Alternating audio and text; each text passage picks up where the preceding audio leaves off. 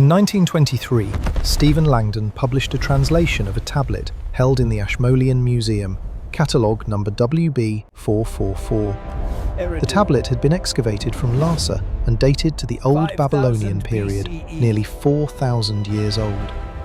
It contained what appeared to be a simple administrative header, a list of cities and their respective kings. But when Langdon reached the opening lines, he encountered something peculiar. The text did not describe kingship as something created, earned, or seized. It used the Sumerian phrase Nam Lugal Anta Ed Dea. Kingship was lowered from heaven. Not granted by human counsel, not invented by ambition, lowered. As if kingship existed somewhere above before it existed below. The verb is the same one used in records to describe physical objects being lowered from a platform or goods being delivered from a warehouse. It is not metaphorical language, it is administrative. The scribe was not composing mythology, he was describing an event he believed had occurred, a transfer, a delivery, a descent. The same phrasing appears on 6 other King List fragments excavated from Nippur, Ur, and Isin, all using the same verb. Kingship descended. From where it descended, the texts do not say, but they are unified in their certainty that it descended, and that before it descended, it was not here. This is not an isolated idiom, it is a repeated bureaucratic formula. Sumerian scribes were trained in one of the most rigorous administrative traditions in human history. Their language was precise. They recorded deliveries of grain, transfers of livestock, dimensions of fields, and astronomical observations with obsessive accuracy. When they wrote that kingship was lowered, they wrote it the same way they wrote that barley was measured or bronze was weighed, as fact, as record, as something that had been observed and then archived. Modern scholarship interprets this as symbolic, a way of legitimizing political authority by attributing it to divine will. But the language itself resists that reading. It does not say kingship was blessed, authorized, or sanctioned by the gods. It says it was lowered, a material act, a transactional event. Something was transferred from one location to another, and what was transferred was the capacity to rule. This raises a question that the tablets do not answer. If kingship descended, what existed before it descended? The Sumerian King List continues beyond that opening line. It names 5 cities that received kingship before the flood: Eridu, Bad Tibera, Larak, Sippar, and Shuruppak. It names 8 kings who reigned in those cities, and it assigns to those kings reign lengths that defy comprehension. Alulim, the first king of Eridu, is recorded as reigning for 28,800 years. His successor, Alaungar, reigned for 36,000 years. The numbers are not symbolic. They follow the same sexagesimal notation system used in all Sumerian accounting. The scribes who recorded these reigns used the same numerical syntax they used to count sheep, measure fields, and calculate interest on barley loans. The reigns are recorded as if they are data. There is no apology in the text, no explanation, no qualifier. The King List does not say, "It is said that Alulim reigned 28,800 years," or "according to tradition." It simply states the number, files it in sequence, and moves to the next entry. The same precision applied to a reign of 30 years is applied to a reign of 30 millennia. This is not poetry, it is a ledger that suggests the scribes believed they were recording something that had occurred, even if what had occurred was categorically impossible by any chronology we recognize. Modern interpreters attempt reconciliation. Perhaps the years are symbolic, perhaps the numbers represent months or seasons or some other unit of time. Perhaps they reflect the reigns of dynasties rather than individuals. But none of those readings align with how Sumerian scribes used numbers elsewhere. When they counted months, they used the word for month. When they counted years, they used the word for year. The King List uses the word for year. It applies the same term to Alulim's 28,800-year reign as it does to the reign of Ur-Nammu, who ruled for 18 years in the 3rd millennium BCE. The scribal method does not change. The numbers change. The timescale changes, but the language remains administrative, not mythological. The text does not treat these reigns as prehistoric legend, it treats them as history. It integrates them into a continuous chronology that extends without interruption from Alulim in Eridu to the kings the scribes themselves served. There is no narrative break, no shift in tone. The pre-flood kings are listed with the same bureaucratic brevity as the post-flood kings. They are assigned the same titles. They are recorded as ruling over real cities, cities that can be excavated, mapped, and dated. Eridu exists. Its temple platform has been uncovered. Its foundation deposits have been analysed. The city named in the King List is a real place. The scribes who wrote about Alulim were writing about a king who, they believed, ruled in a city they could see. This produces a tension that the tablets themselves never resolve. Either the scribes were transmitting a tradition they did not question, or they were copying from records they believed to be accurate. If the former, the King List is mythology preserved in bureaucratic form. If the latter, it is a record of something the scribes could not themselves explain, but nonetheless believed had occurred. The text offers no internal evidence to settle the question. It simply continues, king after king, city after city, number after number, until the flood. The flood appears in the King List, not as a theological event, but as an administrative reset. The text reads, "Then the flood swept over." After the flood had swept over, when kingship was lowered again from heaven, kingship was in Kish. The structure is identical to the opening line. Kingship descends. It is lowered, not re-established by survivors, not rebuilt by human hands, lowered again, from the same unspecified location. This implies that kingship had been removed, taken back to wherever it descended from, and then returned. The flood is treated as an interruption in a continuous system.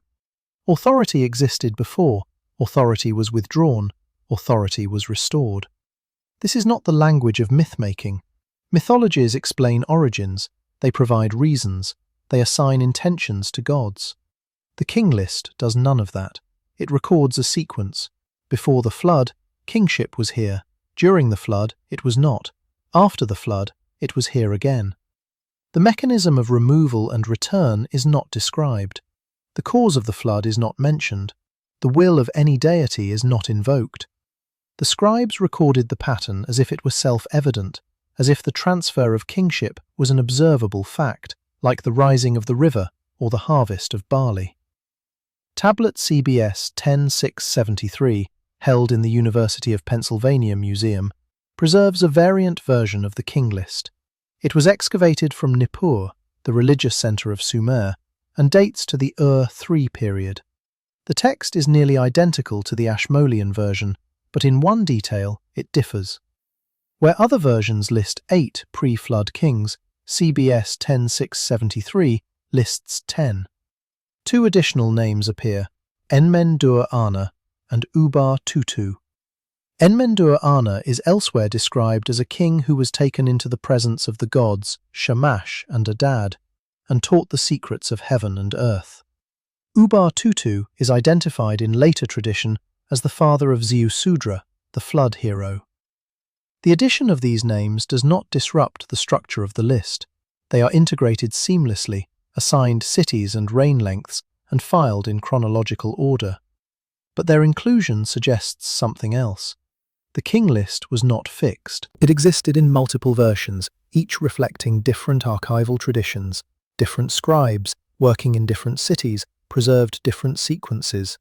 Yet all agreed on the core claim: kingship descended before the flood, and it descended again after.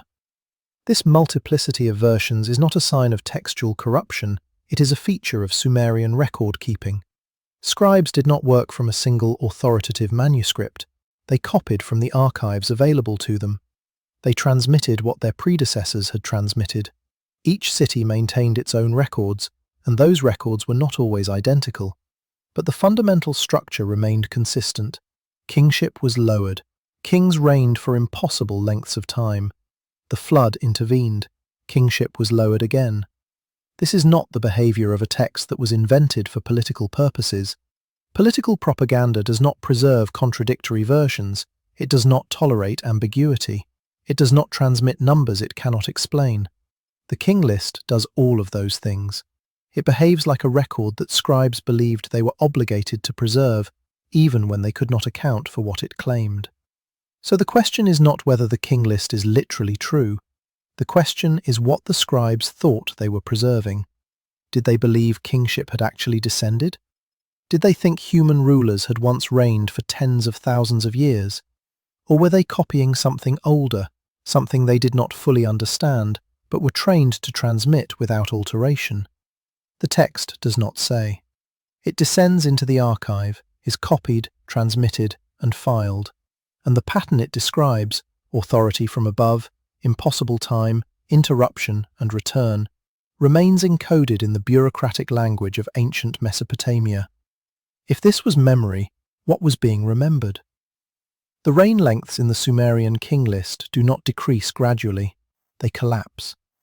Alulim reigns for 28,800 years, Alangar for 36,000, Enmen-Luana for 43,200, then the flood.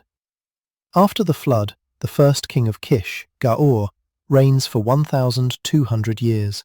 Still impossible, still beyond human lifespan, but 80% shorter than the pre-flood average. By the time the list reaches the first dynasty of Uruk, reign lengths have dropped to 600, then 420, then 300 years. By the third dynasty of Ur, they align with historically verifiable reigns, 18 years, 9 years, 46 years. The curve is asymptotic. Time stretches backward into incomprehensibility, then contracts forward into the recognizable. The scribes record this transition without comment. They do not explain why earlier kings lived longer. They do not attribute the change to divine favor or moral decline. They simply record the numbers, generation by generation, as if documenting the gradual normalization of time itself. This progression is not unique to the King List. It appears in other cuneiform traditions. The Babylonian Berossus, writing in the 3rd century BCE, preserves a similar chronology.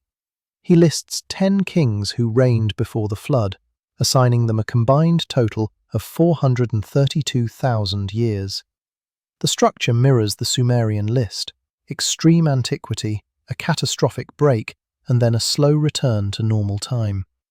Berossus was a priest of Marduk, trained in the temple archives of Babylon. He had access to records far older than his own era. His account is not a copy of the Sumerian King List. It differs in names and numbers, but it reflects the same underlying pattern. Long reigns before the flood, shorter reigns after. A division in time marked by water. The question is not whether these reigns are literally accurate. The question is what temporal framework the scribes were attempting to preserve. One possibility is that the numbers are metaphorical, symbols of legitimacy rather than units of time. But if that were the case, why do the numbers decrease? Metaphors do not decay. They remain stable across generations. If the long reigns were meant to signify divine favor, why would later kings receive less favor? Why would the scribes record a decline? A second possibility is that the numbers represent something other than solar years. Perhaps they counted lunar months, or seasons, or some other cycle. But the mathematics do not resolve cleanly. If Alulim's 28,800 years are converted to lunar months, he reigns for 2,400 solar years, still impossible. If the numbers represent regnal periods of entire dynasties, the King List would not name individual rulers. But it does. It assigns each reign to a single king, recorded by name, city, and duration. A third possibility is that the scribes were copying from an older system of chronology that they no longer fully understood. This is consistent with how other elements of Sumerian knowledge were transmitted. The sexagesimal number system, base 60, was already ancient by the time of the earliest tablets. Scribes used it, but they did not invent it. They inherited it. The same is true for certain astronomical tables, which record celestial cycles with precision that required centuries of observation. The data existed before the scribes who recorded it. They were transmitting, not discovering. If the king list originated from an earlier tradition, the extreme reign lengths might reflect that tradition's way of organizing deep time, a method that later scribes preserved even after its logic became opaque. This would explain why the numbers follow consistent mathematical patterns. The reigns are not random. They are multiples of 3,600, the Sumerian Shah, a unit representing a symbolic or computational completion. Alulim reigns for 8 Shah, Alaungar for 10, Enmenluana for 12. The structure is ordinal, not chaotic. This suggests intentional design. Someone, at some point, assigned these numbers according to a system. Whether that system reflected actual chronology or symbolic reasoning is unclear, but the system itself was coherent. The scribes inherited that coherence and preserved it, even as the human lifespan they knew firsthand contradicted the numbers they copied. There is another detail. The king list does not treat pre-flood time as mythological time. It integrates it into a continuous historical sequence. The same grammatical structure is used for Alulim as for Hammurabi, the same verb tenses, the same administrative phrasing. The scribes made no textual distinction between time before and time after. There is no shift from mythic past to historical present. The entire list is written in the same register, past tense, third person, declarative. This is how you record history, not how you compose theology. Compare this to other ancient traditions. The Hebrew Bible distinguishes between primordial time and patriarchal time.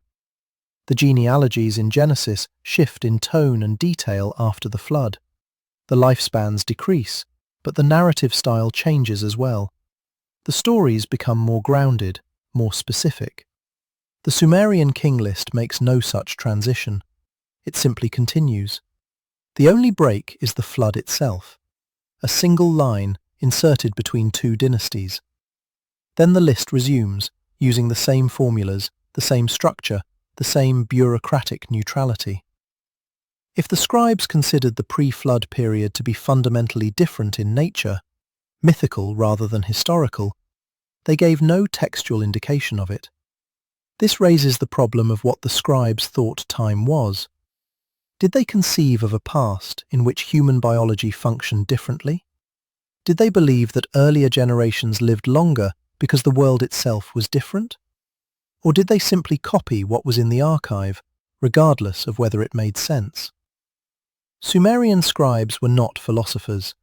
They were trained to reproduce texts accurately, not to critique them. Their education emphasized precision, not interpretation. A scribe's role was to preserve, not to question. If the archive said Alulim reigned 28,800 years, the scribe wrote 28,800 years. If the next tablet said the same, the scribe copied it again. Repetition was correctness. Consistency across copies proved authenticity. To alter a number would be to corrupt the record. This scribal conservatism explains how impossible claims could be transmitted for thousands of years without revision. The scribes were not asserting belief, they were asserting fidelity. Their loyalty was to the text, not to plausibility. If the text contradicted their experience, that was not grounds for emendation, it was grounds for exact replication. This is why variant copies of the King List, found in different cities and spanning centuries, preserve the same impossible numbers. The scribes were not collaborating, they were independently copying from their respective archives. And those archives, despite geographic and temporal separation, contained the same data. This redundancy across independent sources is, in other contexts, considered evidence of historical reliability. It suggests a common origin, a shared source, something older than any surviving copy. Tablet WB62, held in the Ashmolean Museum, preserves a damaged section of the King List. The tablet is broken, and several lines are missing. But what remains includes the transition between two pre-flood kings, Enmengal-Ana of Bad Tibera and Dumuzi of Bad Tibera. The text records Enmengal-Ana's reign as 28,800 years, then lists Dumuzi's reign as 36,000 years. The numbers are carved with the same careful wedges used throughout the tablet. There is no annotation, no marginal note, no indication that the scribe found these figures unusual. The reign lengths are treated as routine data, filed in sequence and copied forward. The tablet was then stored in an archive, where it remained for 3 millennia until excavation. During those 3 millennia, other scribes copied the same numbers. The tradition did not degrade. It did not drift. It remained stable. This stability is difficult to explain if the King List was purely mythological. Myths evolve. They adapt to new political circumstances. Numbers shift. Names are added or removed. But the core chronology of the Sumerian King List remains intact across centuries of copying. The same cities, the same kings, the same impossible reigns. This suggests the scribes were not inventing, they were transmitting. And what they were transmitting was something they believed required preservation, even if it defied explanation. The question is whether what they preserved was symbolic memory, an encoded way of saying authority is very old, or whether it was archival memory, a record of something that predated the scribe's own ability to interpret it. The text offers no resolution. It simply continues, king after king, year after year, stretching backward into a time before time had learned to move at the speed we recognize. Tablet HS 1885, housed in the Hilprecht collection at the University of Jena, was excavated from Nippur in the early 20th century. It is a lexical list, a teaching text used in scribal schools to train students in cuneiform writing. The tablet is small, roughly the size of a modern hand, and contains 2 columns of text. The left column lists Sumerian terms. The right column provides Akkadian translations, standard pedagogical format. But one entry in the list is unusual. Line 17 begins with the Sumerian phrase Ud ul liata, which translates approximately as from days of old or from ancient days. The phrase appears in no known historical or administrative document. It is not used in royal inscriptions. It does not appear in temple hymns. It exists only in lexical lists, texts designed to teach scribes vocabulary they might need but might never encounter in practical use. The phrase is archaic. It refers to a time before the time the scribes could reference, a time that required its own grammatical construction because it predated the available vocabulary. This is not the only example. Another lexical list, tablet NI 4574, also from Nippur, contains the phrase U ri ri gata, from the days of leading forth. The verb ri means to lead, to guide, or to conduct. In administrative texts, it describes the movement of livestock or the escorting of goods. But in this phrase, it is applied to days themselves, days that were led, days that were guided, as if time itself had once been conducted by something external to it. The phrase does not appear in narrative texts.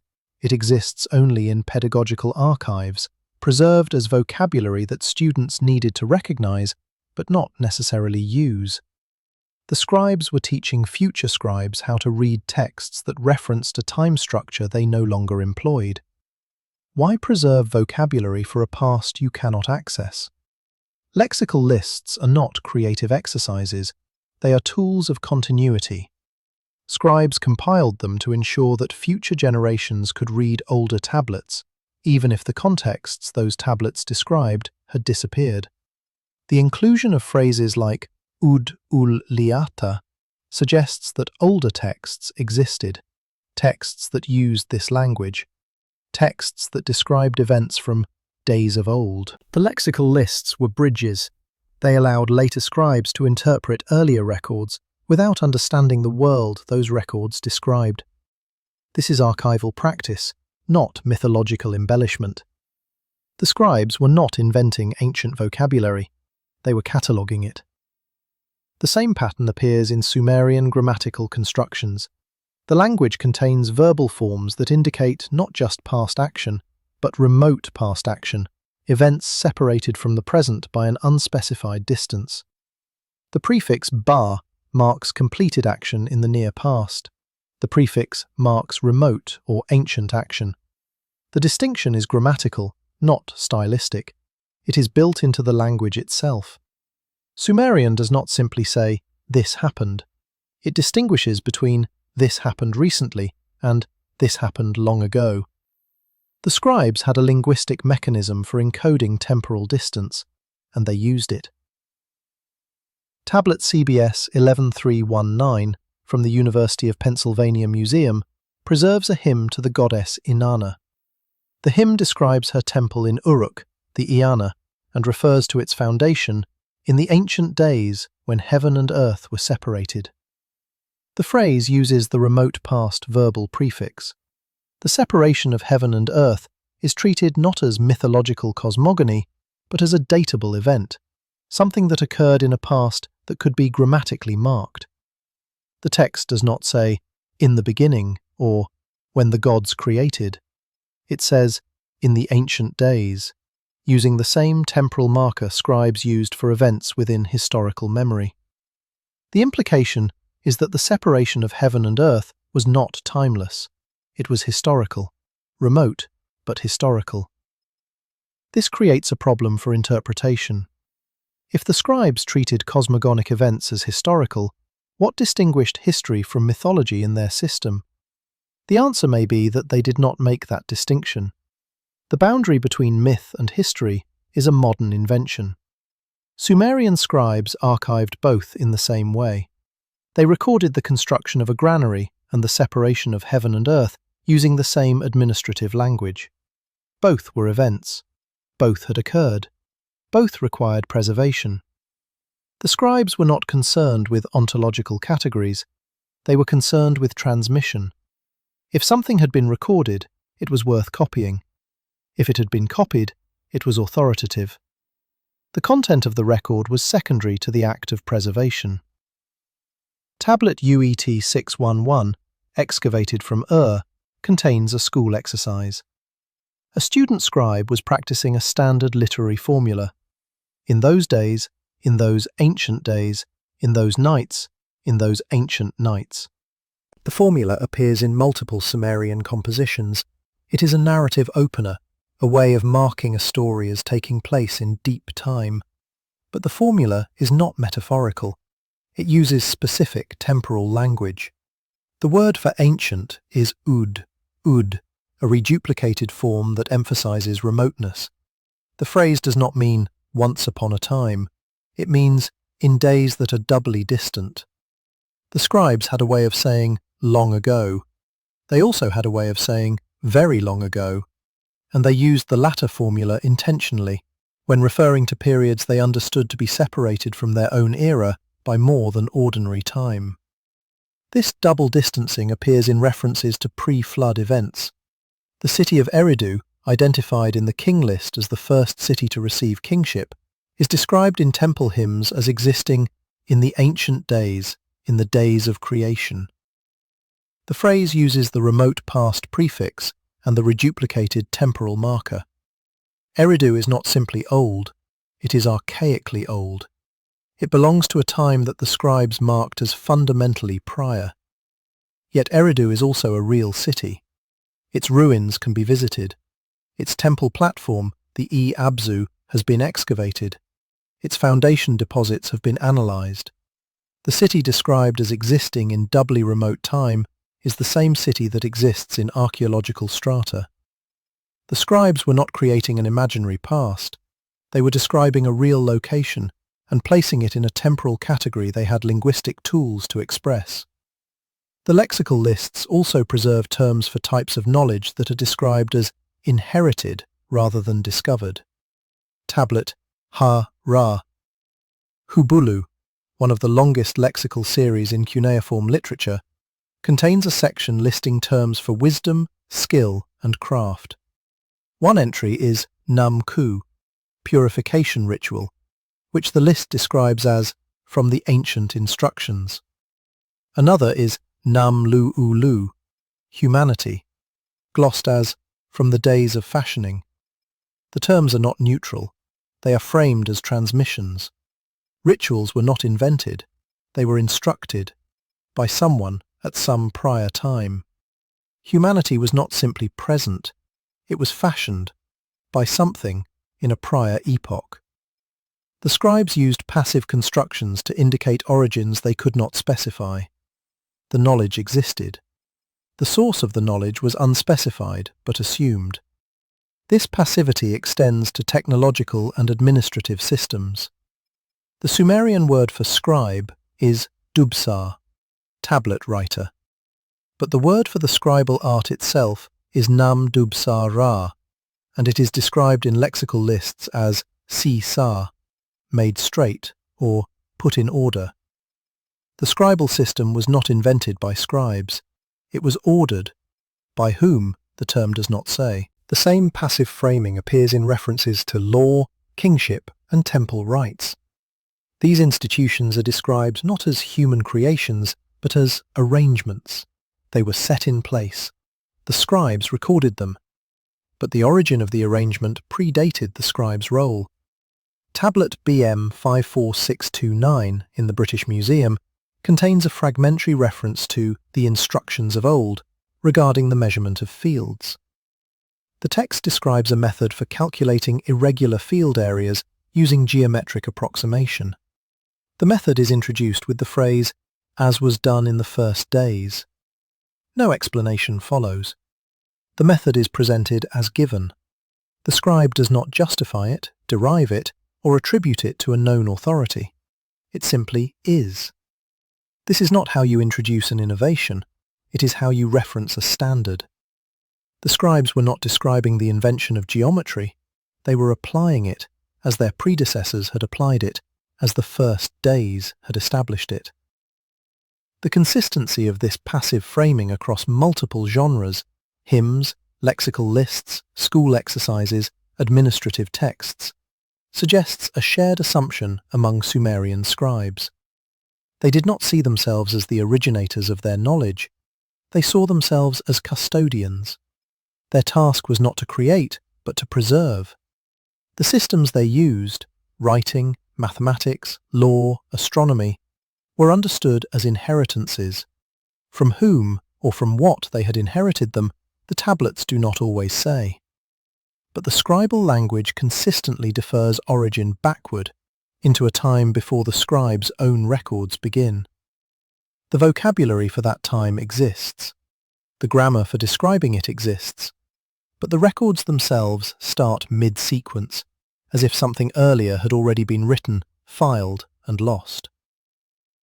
Excavations at Eridu between 1946 and 1949, led by Fuad Safar and Seton Lloyd, uncovered a sequence of 18 temple levels built one atop another over the course of millennia.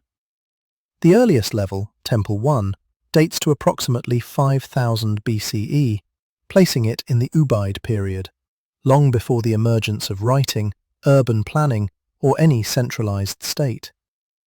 The temple is small, a single-room shrine built of mud brick, with an offering table and a niche for a cult statue. It measures roughly 12 by 15 feet, but it is oriented to the cardinal directions. Its entrance faces southeast, aligned to within a few degrees of the equinox sunrise. The walls are built using consistent brick dimensions. The floor is plastered. The structure is not elaborate, but it is deliberate. Someone planned it. Someone measured it. Someone built it according to a pattern. Temple 2, built directly above Temple 1, uses the same orientation, the same brick dimensions, the same floor plan. Temple 3 continues the pattern. So does Temple 4. By the time excavators reached Temple 7, the shrine had grown larger, but the alignment had not changed. The entrance still faced southeast. The altar still occupied the same relative position. The sequence continued through Temple 18, the latest structure, which dates to the early 3rd millennium BCE. Across 3,000 years of rebuilding, the orientation remained stable. The function remained consistent. The location did not shift. Eridu's temple was not relocated, redesigned, or reimagined. It was maintained. Each generation built on the ruins of the previous shrine, preserving its alignment, its proportions, and its purpose. This is not religious innovation, it is religious continuity. The builders of Temple 1 in 5000 BCE established a pattern that their descendants followed for the next 3 millennia. But Temple 1 itself shows no signs of experimentation. It is not a prototype. It does not develop from simpler forms visible in earlier strata. The excavators found no pre-temple structures beneath it, no crude altars, no trial and error construction. Temple 1 appears in the archaeological record as a completed idea. It is small, but it is formalized. The alignment is intentional. The brickwork is competent. The design is finished. Whoever built Temple 1 already knew how to build a temple.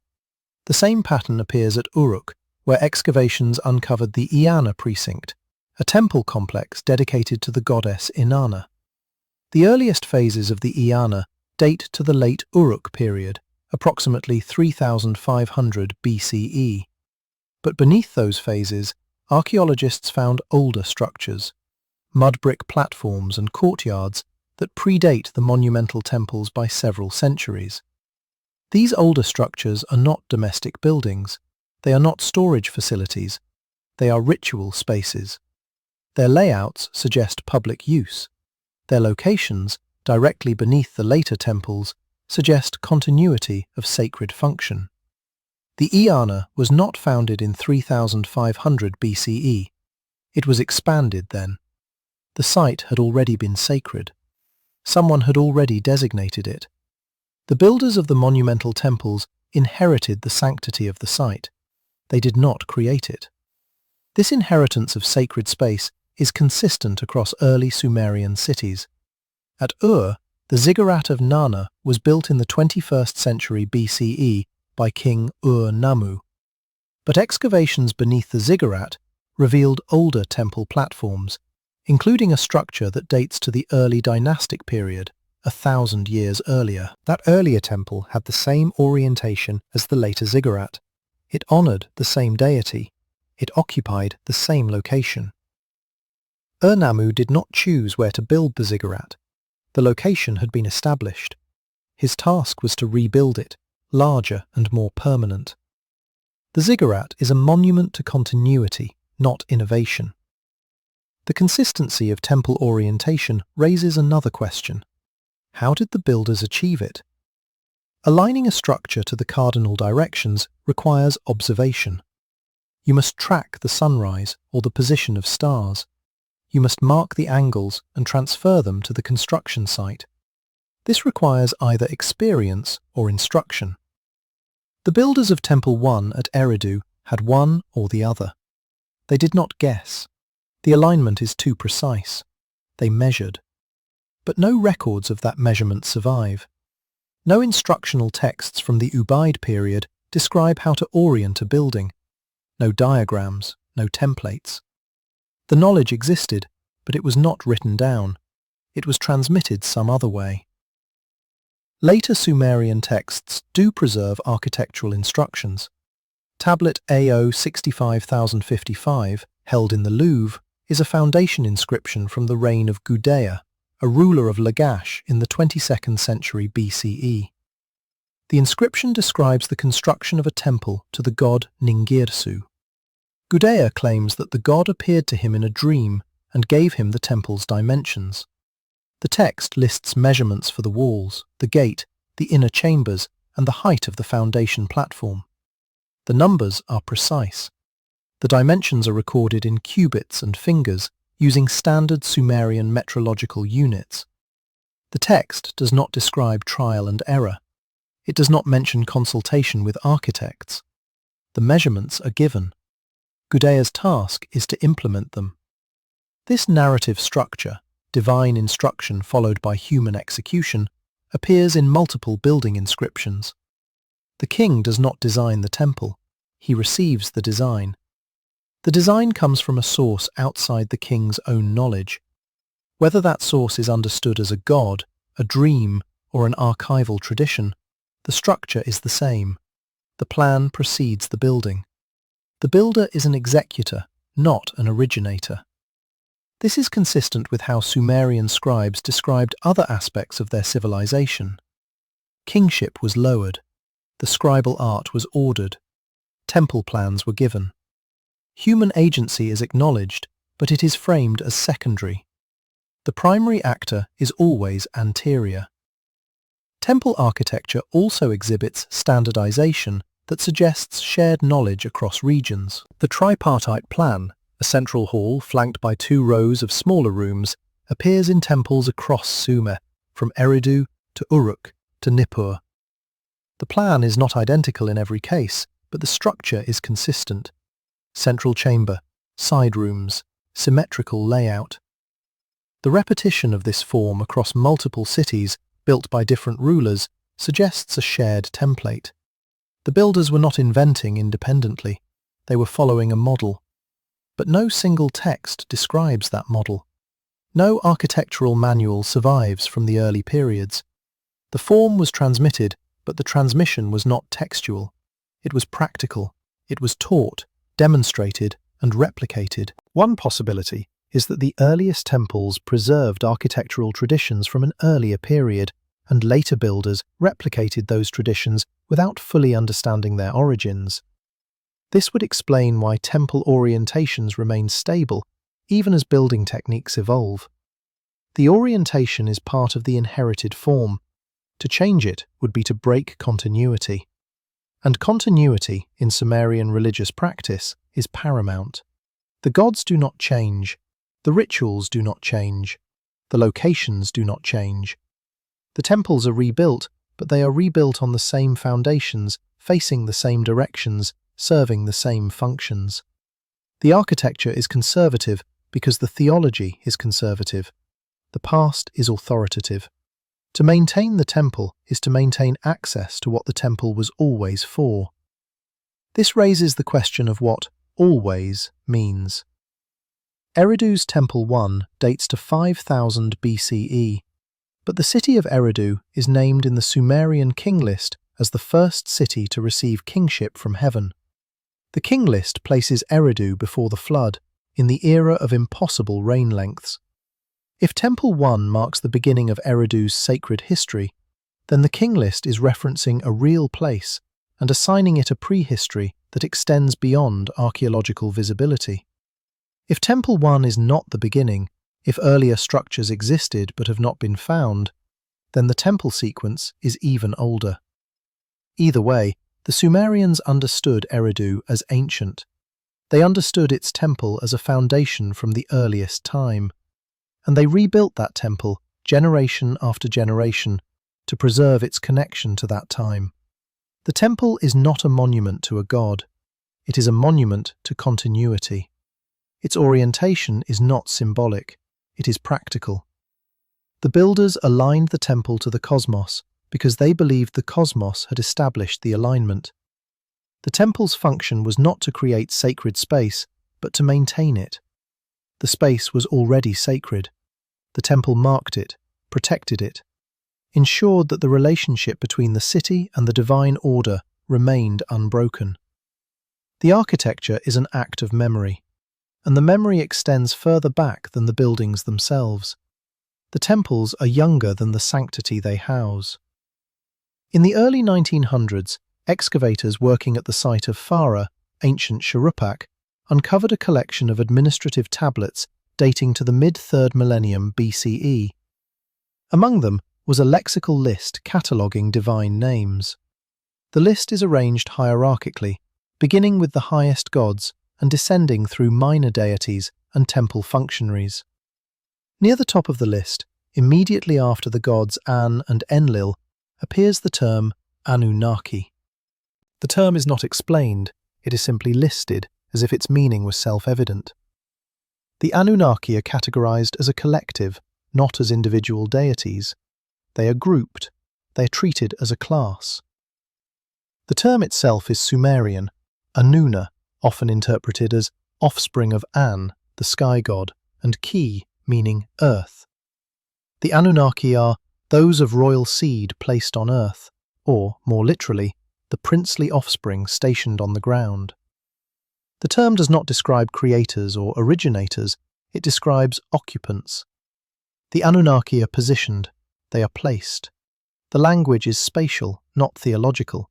They are somewhere, and that somewhere is specified: the earth. In later Akkadian tradition, the Anunnaki are sometimes distinguished from the Igigi, another class of deities. The Igigi are described as serving the Anunnaki, performing labour, digging canals, and maintaining the earth. The relationship is hierarchical. The Anunnaki oversee, the Igigi execute. This division of function is consistent with how Sumerian administrative texts describe labour organisation. There are overseers and workers. There are those who direct and those who perform. The mythological structure mirrors the bureaucratic structure. Whether this reflects theological belief or administrative metaphor is ambiguous. But the language used to describe the Anunnaki is the same language used to describe human officials. Tablet K3473, housed in the British Museum, preserves a fragment of the Babylonian creation epic Enuma Elish. The text describes the Anunnaki as judges who fixed the fates and established the stations of the gods. The verb to fix is shakanu in Akkadian, which also means to install, to set in place, or to assign. The Anunnaki do not create fate, they fix it. They do not invent the divine order, they establish it. The language is administrative. It describes an act of organization, not an act of origination. The Anunnaki are positioned as enforcers of structure, not as the source of structure. This positioning appears in Sumerian legal and ritual contexts as well. In the Epic of Gilgamesh, the Anunnaki are invoked during a divine assembly to pass judgment on humanity. They do not deliberate, they ratify. Their role is to affirm decisions made by higher gods. In the Atrahasis epic, the Anunnaki are described as overseeing the labour of the Igigi, who eventually rebel due to exhaustion. The rebellion forces the gods to create humanity as a replacement labour force. The Anunnaki are not the creators of humanity, they are the managers of the system that required humanity's creation. They supervise, they allocate, they oversee production and order. The Anunnaki also appear in judicial contexts. Cylinder seals from the Ur-3 period depict scenes of judgment, with a central figure seated on a throne and smaller figures standing before them. Some of these seals include cuneiform inscriptions identifying the seated figures as Anunnaki. The imagery is consistent with Mesopotamian legal proceedings. There is a judge, a petitioner, and witnesses. The Anunnaki are shown in the role of the judge. They evaluate, they decide, they enforce. Their authority is legal, not creative. This legalistic framing is reinforced by temple texts. Tablet CBS 11319 from Nippur describes the Anunnaki as those who decree fates in the assembly. The Akkadian term for decree is parasu, which means to decide, to cut, or to separate. It is the same verb used in legal contexts to describe the rendering of a verdict. The Anunnaki do not originate law, they apply it. They interpret existing standards and render judgments accordingly. They function as magistrates within a system that precedes them. The assembly in which they operate is also significant. Sumerian mythology frequently describes divine councils where the gods meet, deliberate, and issue decrees. The Anunnaki participate in these councils, but they do not convene them. The highest gods, An, Enlil, Enki, initiate the assembly. The Anunnaki attend, they vote, they enforce, but they do not set the agenda. Their power is derivative, it flows from a higher authority. They are positioned within a hierarchy, not at its apex. This derivative authority is expressed spatially. The Anunnaki are described as occupying the earth, while the highest gods occupy heaven. The Akkadian phrase, Ilu Rabutum Shah Shamay, refers to the great gods of heaven, while the Anunnaki are Ilu Shah Kakari, the gods of the earth. The division is vertical. Heaven is above, earth is below. The Anunnaki are stationed below. They do not ascend. They do not dwell in the sky. They are grounded. Their authority is terrestrial. They govern the earth because the earth is their jurisdiction. This jurisdictional language appears in economic and administrative texts as well. In documents from Lagash and Umma, local officials are sometimes referred to as Nin, Lord, or Ensi, Governor. These terms describe individuals who hold delegated authority. They govern on behalf of a higher power, a king, a god, or a temple. The Anunnaki function similarly. They are described as ruling cities, managing resources, and overseeing human populations. But they do so as representatives. They are intermediaries between the highest gods and humanity. They occupy the middle tier. This middle position explains why the Anunnaki are sometimes described as both divine and proximate. They are gods, but they are not remote. They do not dwell in inaccessible heavens. They are present on the earth. They interact with humans. They require offerings. They maintain temples. They participate in the agricultural and ritual cycles. They are immanent rather than transcendent. Their divinity is functional, not ontological. They possess authority, but that authority is tied to their role, not to their essence. This functionality is reflected in how the Anunnaki are addressed in hymns and prayers. They are invoked not as abstract principles, but as specific powers with defined responsibilities. One Anunnaki oversees irrigation, another oversees justice, another oversees grain storage. The division of labour is explicit. Each has a domain. Each operates within that domain. The system is bureaucratic. It mirrors the structure of Sumerian city administration, where each official has a defined role and operates within a hierarchy. The divine order and the political order are parallel. Tablet BM 55466 preserves a hymn to the Anunnaki, in which they are called the Watchers Who Do Not Sleep. The phrase uses the Sumerian term gal-zu, which means to know or to observe. The Anunnaki are knowers, they are observers, they watch. The hymn does not describe what they watch for, but the implication is surveillance. They monitor, they ensure compliance, they maintain order by constant attention. The image is not pastoral, it is supervisory. The Anunnaki are overseers, and the earth is their field of oversight. This watchfulness is described as continuous. The hymn specifies that the Anunnaki do not sleep. They do not rest. Their observation is perpetual. This is not a comforting image. It is an administrative one. The gods who do not sleep are gods who do not cease their function. They are always on duty, always monitoring, always enforcing. Their vigilance is what maintains the order of the world. If they ceased watching, the system would collapse. The phrase, "watchers who do not sleep," also appears in the Epic of Gilgamesh, where it is used to describe the guardians of the cedar forest. These guardians are not mortal. They are stationed by the gods to prevent unauthorized access. Their function is protective, but it is also restrictive. They watch to keep order, to prevent intrusion, to maintain boundaries. The Anunnaki, described with the same phrase, perform the same function on a cosmic scale. They guard the structure of reality. They ensure that what should remain separate remains separate, that what should function continues to function, that the system operates as it was designed to operate. If this is what the Anunnaki were understood to be, overseers, judges, managers, watchers, then they were not objects of ultimate worship. They were objects of recognition. The Sumerians did not pray to the Anunnaki for creation. They prayed to them for favorable judgment, for maintained order, for the continuation of the systems that governed daily life. The Anunnaki were not distant. They were functionally near, and their nearness was not reassuring. It was regulatory. The gods who watched were the gods who judged, and judgment required evidence. The scribes kept that evidence, the tablets recorded it, and the Anunnaki, stationed on the earth, were understood to be reading. The Sumerian language uses a specific verbal prefix to denote authority, nam.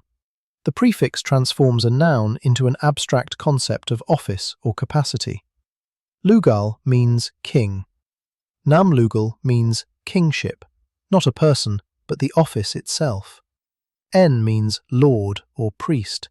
Nam En means lordship or priesthood. The prefix marks the distinction between the individual who holds power and the power itself. The person can change, the office remains. This grammatical structure reflects a conceptual separation. Authority exists independently of the person who wields it. It is transferable. It can be held, lost, or passed on. It is an object, not an attribute.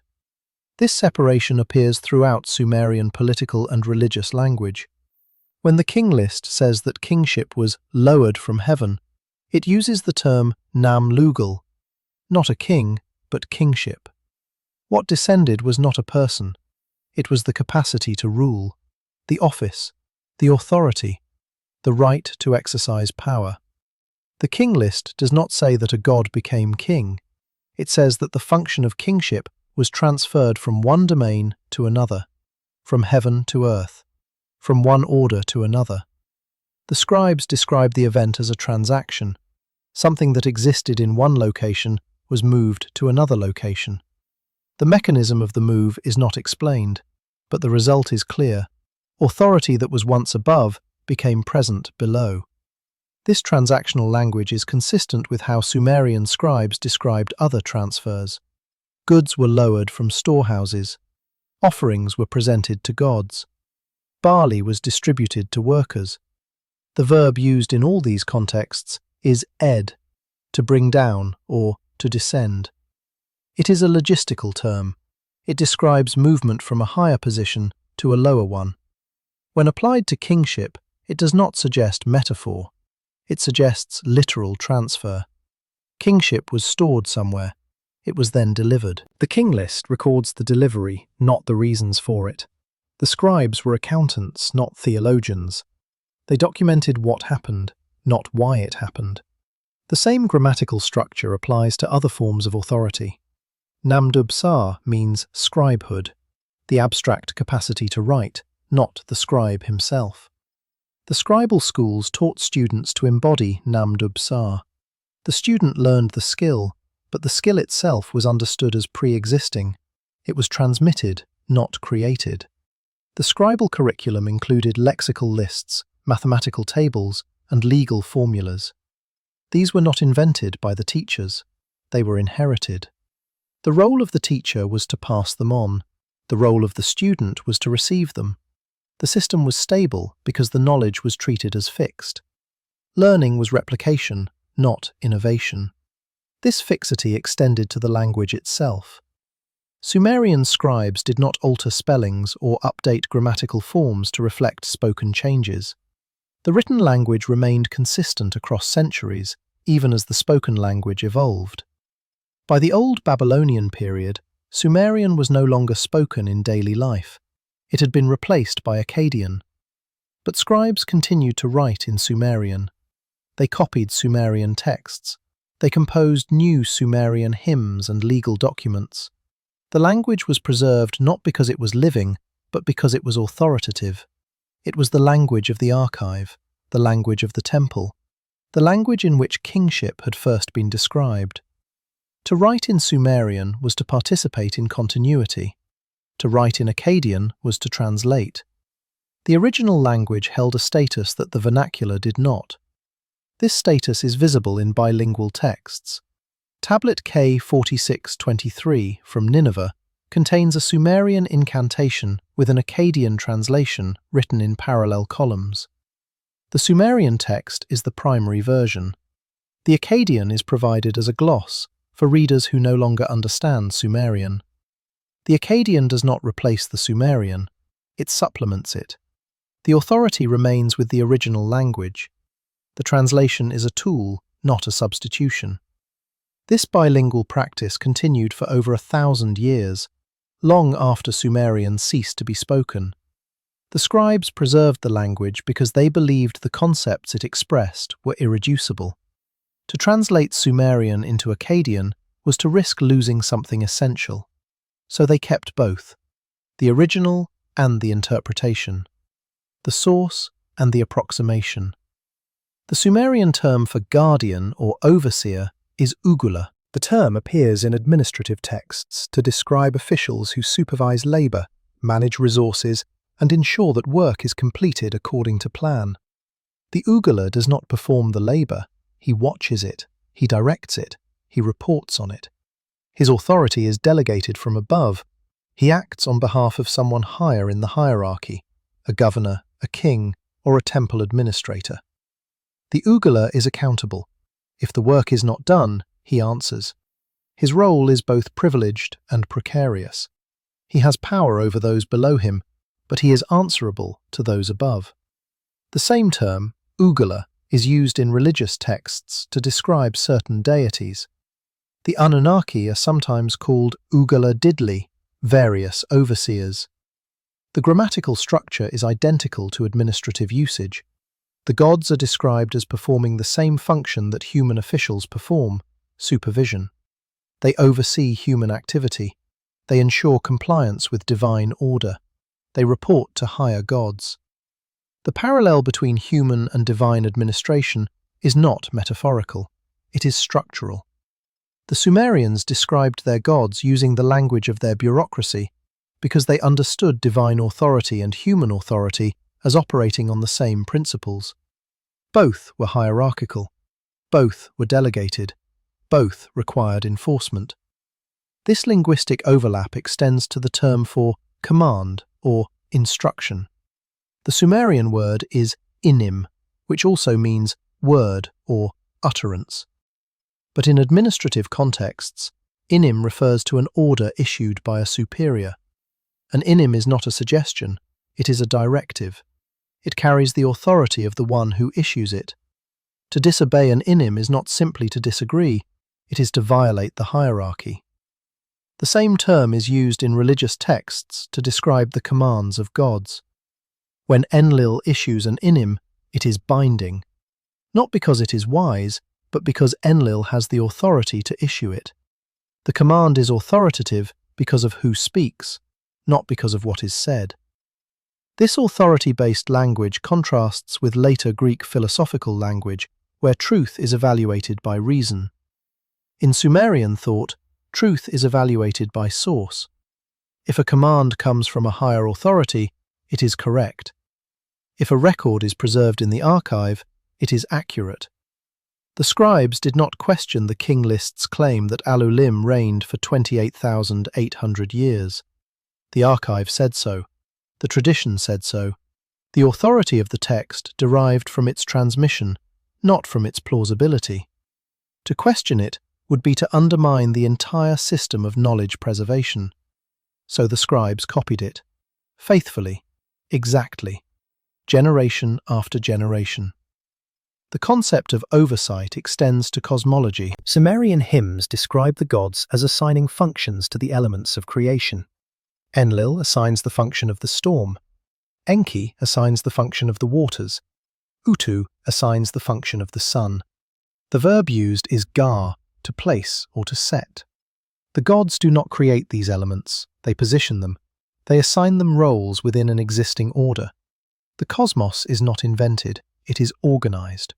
The role of the gods is to maintain that organization, to ensure that each element performs its assigned function, and to prevent disorder. This maintenance requires vigilance. The gods must watch. They must intervene when necessary. They must enforce. The Anunnaki, as overseers, are part of this enforcement system. They watch the earth. They ensure that human activity aligns with divine order. They report deviations. They issue corrections. Their authority is functional. It exists because the system requires oversight. If the system did not require oversight, the Anunnaki would have no role. But the system does require oversight, and so the Anunnaki remain, watching, judging, enforcing. Stationed on the earth, as the texts say, to ensure that what was organized remains organized. The language of guardianship and oversight is not unique to the Anunnaki. It applies to human kings as well. Kings are described as shepherds. The Sumerian term is sepa, which literally means herder. The king does not own the people. He tends them, he guides them, he protects them. But he is also accountable. He is a shepherd on behalf of the gods. If the people suffer, the king has failed. His authority is conditional. It depends on his ability to maintain order. The same is true for the Anunnaki. Their authority is tied to their function. They rule because they oversee, and they oversee because that is what was assigned to them. This assignment is never described as arbitrary. It is presented as necessary. The world requires guardians. The system requires enforcement. Authority is not a privilege, it is a responsibility, and that responsibility is encoded in the language the Sumerians used to describe both their gods and their kings. Namlugal, kingship, not the man but the office, not the person but the structure that descended, the structure that was maintained, the structure that required above all else watchful eyes. In 1920, archaeologists excavating the site of Kish uncovered a limestone foundation tablet embedded beneath the floor of a temple complex.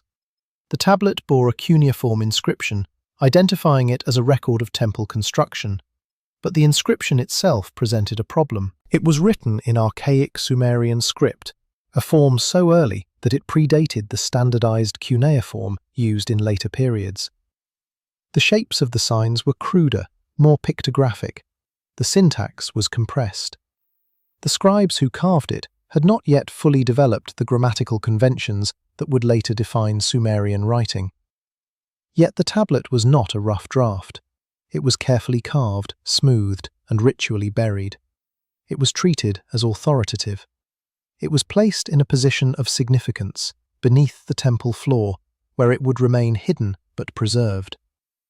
The builders of the temple did not need to see the tablet, but they needed it to be there.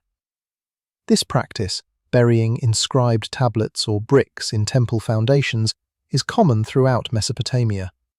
The inscriptions are called foundation deposits. They record who built the temple, when it was built, and to which god it was dedicated. But they are not meant to be read. They are sealed beneath the structure. They face downward into the earth. No priest, no worshipper, no king would ever see them once the temple was completed. Yet the inscriptions are detailed. They follow precise formulas. They include the king's titles, his genealogy, and sometimes the dimensions of the building. The effort expended on these texts is significant. They are not symbolic gestures. They are records. Records addressed to someone other than the living. The Kish foundation tablet includes a phrase common in such deposits. For the life of king's name, I built this temple, that his days may be long. The formula is repeated across hundreds of foundation inscriptions. It is not a prayer. It is a statement of purpose. The building was constructed for a reason. That reason is recorded. The record is buried. The assumption is that someone, or something, will read it. Not a human reader. The text is inaccessible. But the gods, perhaps, or the future, or the archive itself, treated as an entity that preserves knowledge regardless of whether anyone retrieves it. This suggests a particular relationship to writing. The Sumerians did not write only to communicate with the living, they wrote to create permanence. The tablet, once inscribed and filed, became part of an enduring structure. It joined the archive. The archive was not simply a storage system, it was a repository of authority. What was written was true because it had been written. What was filed was authoritative because it had been preserved. The act of writing transformed the event into a fact. The act of filing ensured that the fact would outlast the people who recorded it. The same principle applies to legal and administrative texts. Contracts, land sales, labour assignments, and loan agreements were recorded on tablets and stored in temple or palace archives. These tablets were not regularly consulted. Most disputes were resolved through oral negotiation or appeal to a judge. But the tablets existed. They could be retrieved if necessary, and their existence changed the nature of the agreement. Once written and sealed, the contract was no longer a matter of memory or testimony. It was a matter of record. The archive held the authoritative version. If a dispute arose, the tablet could be brought forward. The text would settle the matter. The written word superseded spoken claims. This authority of the written text is reflected in how scribes were trained. Scribal education was rigorous. Students spent years copying lexical lists, legal formulas, and literary texts. They did not compose original material, they replicated existing material. Accuracy was the measure of competence. A student who introduced errors was corrected. A scribe who altered a text was unreliable. The purpose of training was not to produce creative writers, it was to produce faithful copiers. The archive depended on replication. If each scribe introduced changes, the tradition would degrade. The written record would lose its authority. So scribes were taught to reproduce, not to innovate. This conservatism extended to content. Scribes copied texts they did not fully understand. They replicated Sumerian compositions long after Sumerian ceased to be spoken. They preserved mathematical tables without knowing how the calculations had been derived. They filed astronomical observations without interpreting them. Their role was to maintain the archive, not to update it. The past was authoritative, the present was derivative. The scribe's task was to bridge the two, ensuring that what had been recorded in one generation remained accessible in the next. Tablet YBC 4644, housed at Yale University, is a scribal exercise from the Old Babylonian period. It contains a student's copy of a Sumerian proverb. A scribe who does not know Sumerian, what kind of scribe is he? The proverb is not rhetorical, it is definitional. To be a scribe is to know Sumerian.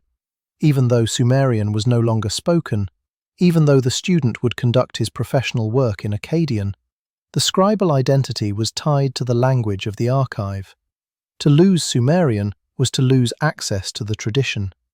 And without access to the tradition, the scribe had no authority. He could write, but he could not transmit.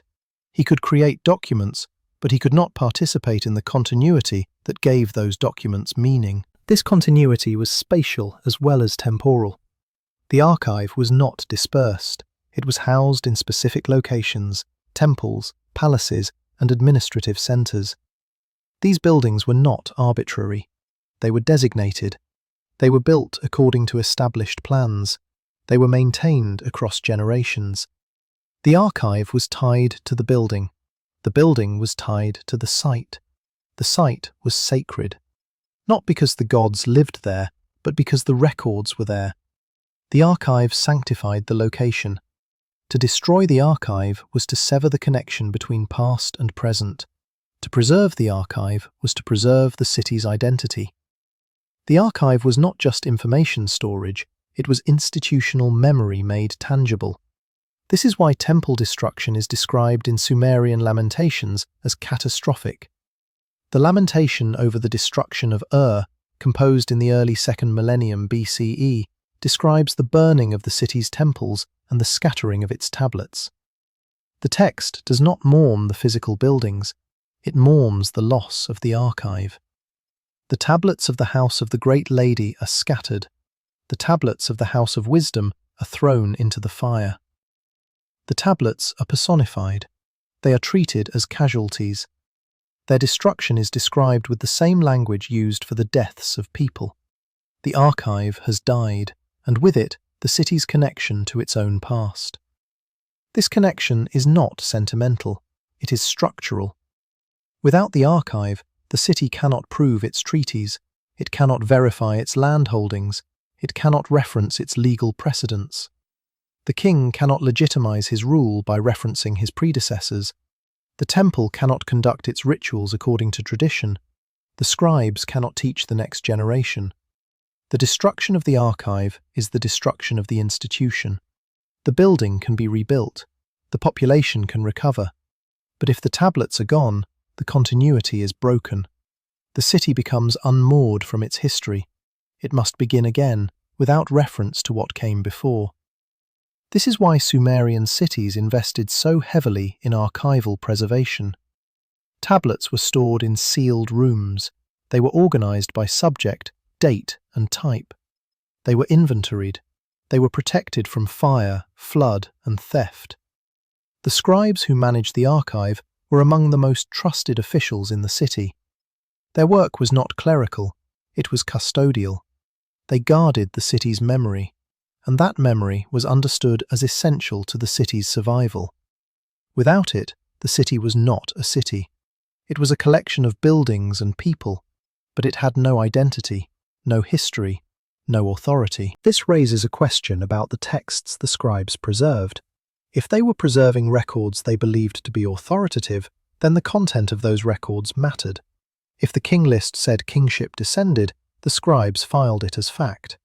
If the lexical lists included terms for ancient days, the scribes transmitted them. If the foundation deposits recorded construction in the names of gods, the scribes buried them. The archive did not distinguish between practical records and traditional records. Both were authoritative, both required preservation.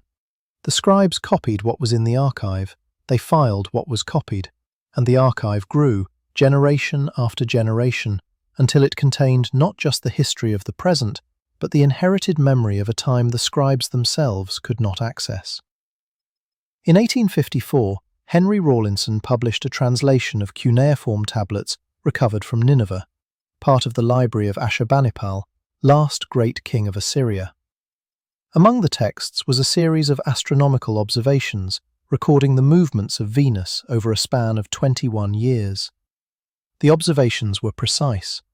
They noted the planet's first and last visibility, its rising and setting positions, and the intervals between appearances. The data was tabulated, organized by year, and cross-referenced with terrestrial events, wars, harvests, the reigns of kings. The tablets were copies. The colophon at the end of one tablet read, "Tablet of Enuma Anu Enlil, copied from an old original." The scribe who copied it had not observed Venus. He was transmitting observations made by someone else, in some earlier period, from some other location. The Enuma Anu Enlil is a 70-tablet series cataloguing omens derived from astronomical phenomena. It is one of the longest cuneiform compositions, and it was already ancient by the time of Ashurbanipal. The earliest attested copies date to the Old Babylonian period, around 1800 BCE, but the series references observations that predate the earliest copies by centuries. The scribes who compiled Enuma Anu Enlil were not recording discoveries. They were organizing inherited data. The observations had been made. The patterns had been noticed. The scribe's task was to systematize them, to render them accessible, and to ensure their transmission. This systematization required mathematical sophistication. The tablets do not simply list what was seen. They calculate cycles. They predict future appearances. They correlate celestial events with seasonal patterns. One section of Enuma Anu Enlil describes the heliacal rising of Venus, the moment when the planet becomes visible just before sunrise. The text provides intervals. If Venus appears in the east in the month of Nisanu and disappears after 3 days, she will reappear in the west after 2 months and 11 days. The numbers are specific. The intervals are predictable. This is not casual skywatching. It is systematic observation, recorded over time and refined through repeated cycles. The question is, how long such refinement takes? To notice that Venus reappears after a specific interval, you must observe multiple cycles. To verify that the interval is consistent, you must observe many more. To record those observations, you must have a writing system, a calendar, and a reason to care. The Sumerians had all three by the mid-3rd millennium BCE, but the observations in Enuma Anu Enlil predate that period. The text references events from the Akkadian period, the Ur-3 period, and earlier. It aggregates data across centuries. The scribes who compiled it were not the observers. They were archivists. They gathered records from multiple cities, multiple archives, and multiple generations. The observations were already old when they were compiled. This suggests a problem. How were the original observations preserved before writing was widespread? Astronomical cycles must be recorded to be useful. Memory alone is insufficient. Patterns that repeat every 8 years, or 19 years, or longer, cannot be transmitted orally without error. Someone had to write them down. Someone had to mark the appearances, count the intervals, and file the data. But the earliest Sumerian writing, from approximately 3200 BCE, is administrative. It records grain, livestock, and labour. It does not record celestial events. The astronomical tablets appear later, in the late 3rd and early 2nd millennia, but the data they contain is older. The observations precede the surviving records of observation. One possibility is that the observations were recorded in a different medium, something that did not survive. Wood, leather, or textiles degrade. Clay endures. The astronomical tablets we have may be copies of copies, transmitted through a chain that begins with records that no longer exist. The scribes themselves suggest this. The colophons frequently state that the tablet was copied from an old original or from an ancient tablet. The scribes were aware they were transmitting older material. They were not claiming to be the source. They were claiming to be the conduit. Another possibility is that the observations were preserved through a specialized tradition, priests or astronomers who maintained records independently of the palace or temple bureaucracy. These figures would have had access to observation posts, calendars, and the authority to conduct long-term projects. The observations would have been theirs, passed from master to apprentice, until they were eventually written down. This model is consistent with how other technical knowledge was transmitted in Mesopotamia. Medical knowledge, for example, was preserved within families of healers. Legal knowledge was maintained by scribal guilds. Astronomical knowledge may have been the domain of a similar group, one that existed before widespread literacy and continued after it. The observations themselves are notable for what they do not include. The tablets do not describe why the observations matter. They do not explain the significance of Venus's cycle. They do not justify the effort required to track it. The data is presented as self-evidently important. The scribes assume the reader already understands the purpose. This suggests that the observations were part of a larger system, one that was known, practiced, and considered essential. The tablets are not teaching texts. They are reference works. They presuppose a context that they do not explain. That context is partly divinatory. Mesopotamian scribes used celestial events to predict terrestrial outcomes. If Venus appeared in a certain position, the king could expect victory. If it disappeared at the wrong time, famine might follow. The reasoning behind these correlations is not scientific. It is analogical. The cosmos and the earth are understood as interconnected. What happens above reflects what happens below. The omens in Enuma Anu Enlil are based on this principle. But the observations themselves, the intervals, the positions, the cycles, are accurate. The predictive system built on those observations may be flawed, but the data is sound. This distinction is important. The Sumerians and Babylonians were not primitive, they were meticulous. They recorded what they saw.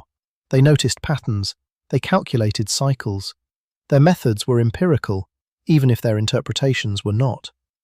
The astronomical tablets are evidence of sustained, disciplined observation. They are the product of a culture that valued precision, that maintained records across generations, and that treated the sky as something worth studying in exhaustive detail. The same precision appears in other astronomical texts. Tablet BM 4578 in the British Museum contains a table listing lunar eclipses spanning several centuries. The eclipses are dated. The intervals between them are calculated. The text notes which eclipses were visible from Babylon and which were not. The level of detail suggests that the observations were made systematically, not opportunistically. Someone was watching the sky every month. Someone was recording the data. Someone was comparing new observations with old ones, and someone was filing the results in an archive where they could be retrieved, copied, and transmitted. This continuity of observation requires institutional support.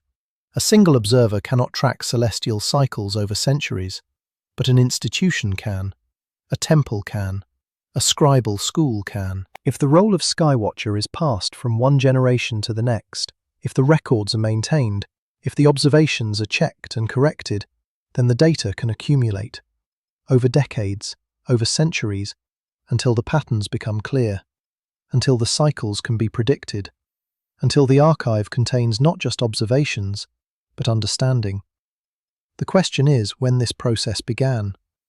The earliest datable astronomical tablets are from the Old Babylonian period, around 1800 BCE, but the data they contain references earlier observations. The cycles they calculate extend further back. The Enuma Anu Enlil is a compilation, not an origin. It gathers material that was already in circulation. How much earlier that material originated is uncertain. The King List places the origins of civilization before the flood. The astronomical tablets do not reference the flood, but they do reference old originals. They do describe themselves as copies. They do assume a depth of time that the scribes themselves could not fully access. If the observations required sustained institutional observation, and if the observations predate the earliest surviving records, then the institutions that conducted those observations were older than the archives we can read. The sky was being watched before the scribes wrote down what they saw. The patterns were being noticed before the tablets recorded them. Somewhere, at some point, someone began to pay attention. Someone decided it mattered. Someone established the practice of looking up, marking what appeared, and preserving the result. That practice continued. It survived the collapse of cities. It survived the fall of dynasties. It survived the replacement of Sumerian with Akkadian and Akkadian with Aramaic. The sky was still being watched. The cycles were still being calculated. The data was still being transmitted, without explanation, without origin story, without apology, as if watching the sky were as essential as planting grain, as if the archive were not complete without it. The Sumerian number system is sexagesimal, base 60. Modern mathematics is decimal, base 10. The choice of base is not arbitrary. It shapes how numbers are written, calculated, and conceived. Base 10 is intuitive. Humans have 10 fingers. Counting by tens is natural, but base 60 is not. It requires a different logic. It is not derived from anatomy. It is derived from something else. The sexagesimal system appears fully formed in the earliest Sumerian tablets. There is no evidence of experimentation, no earlier base 10 system that was later replaced. The scribes of Uruk in 3200 BCE were already using base 60 to record large numbers, fractions, and calculations. They used it to measure time, dividing the day into 12 double hours, each double hour into 60 minutes, and each minute into 60 seconds. They used it to measure circles, dividing the circumference into 360 degrees. These divisions are still in use today. We inherited them through Babylon, through Greece, through the Islamic world, into Europe. But we did not invent them. The Sumerians did. Or, more precisely, the Sumerians transmitted them.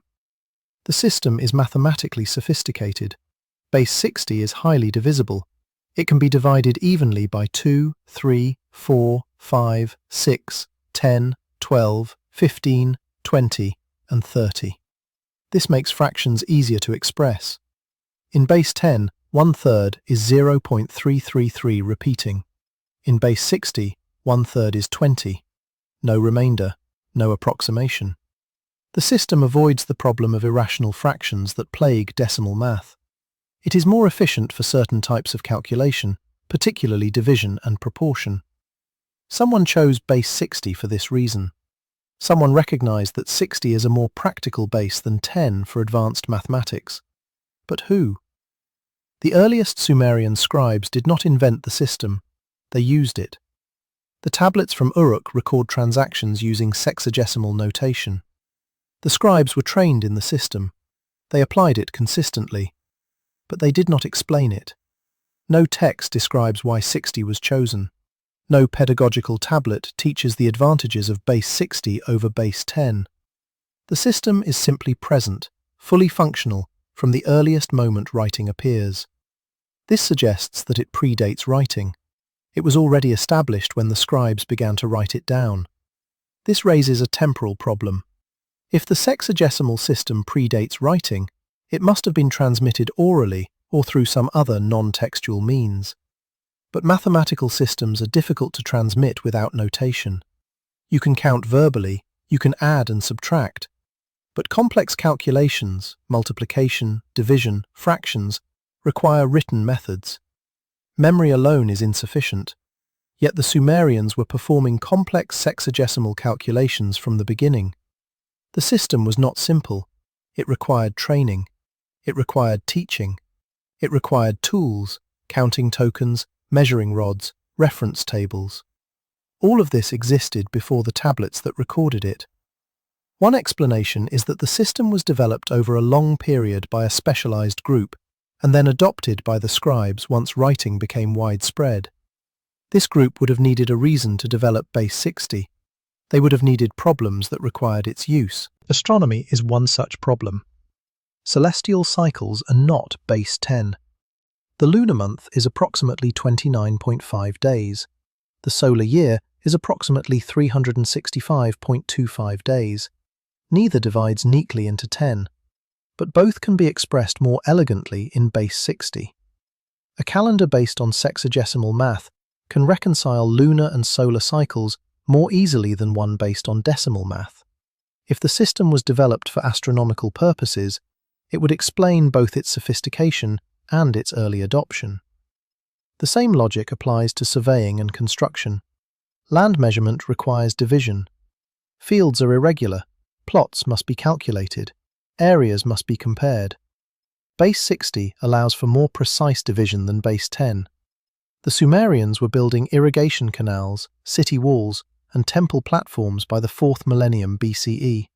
They needed accurate measurements. They needed reliable calculations. Base 60 provided that. The system was practical. It solved real problems.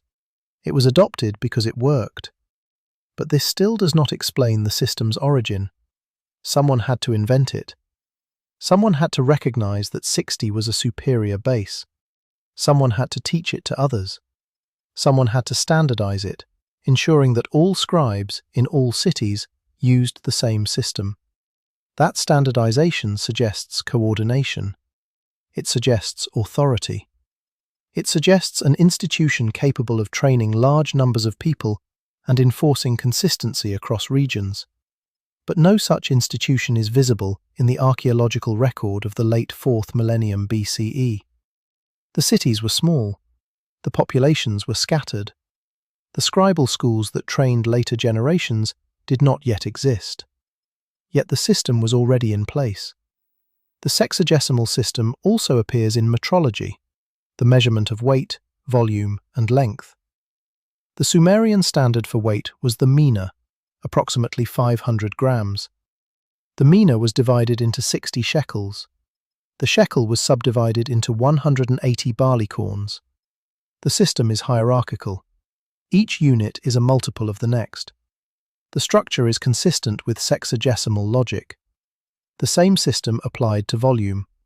The standard unit was the selah, roughly 1 litre. 60 selah equaled 1 bariga. The bariga was used to measure grain stores, irrigation capacity, and rations. The precision was essential. Agricultural surplus depends on accurate measurement.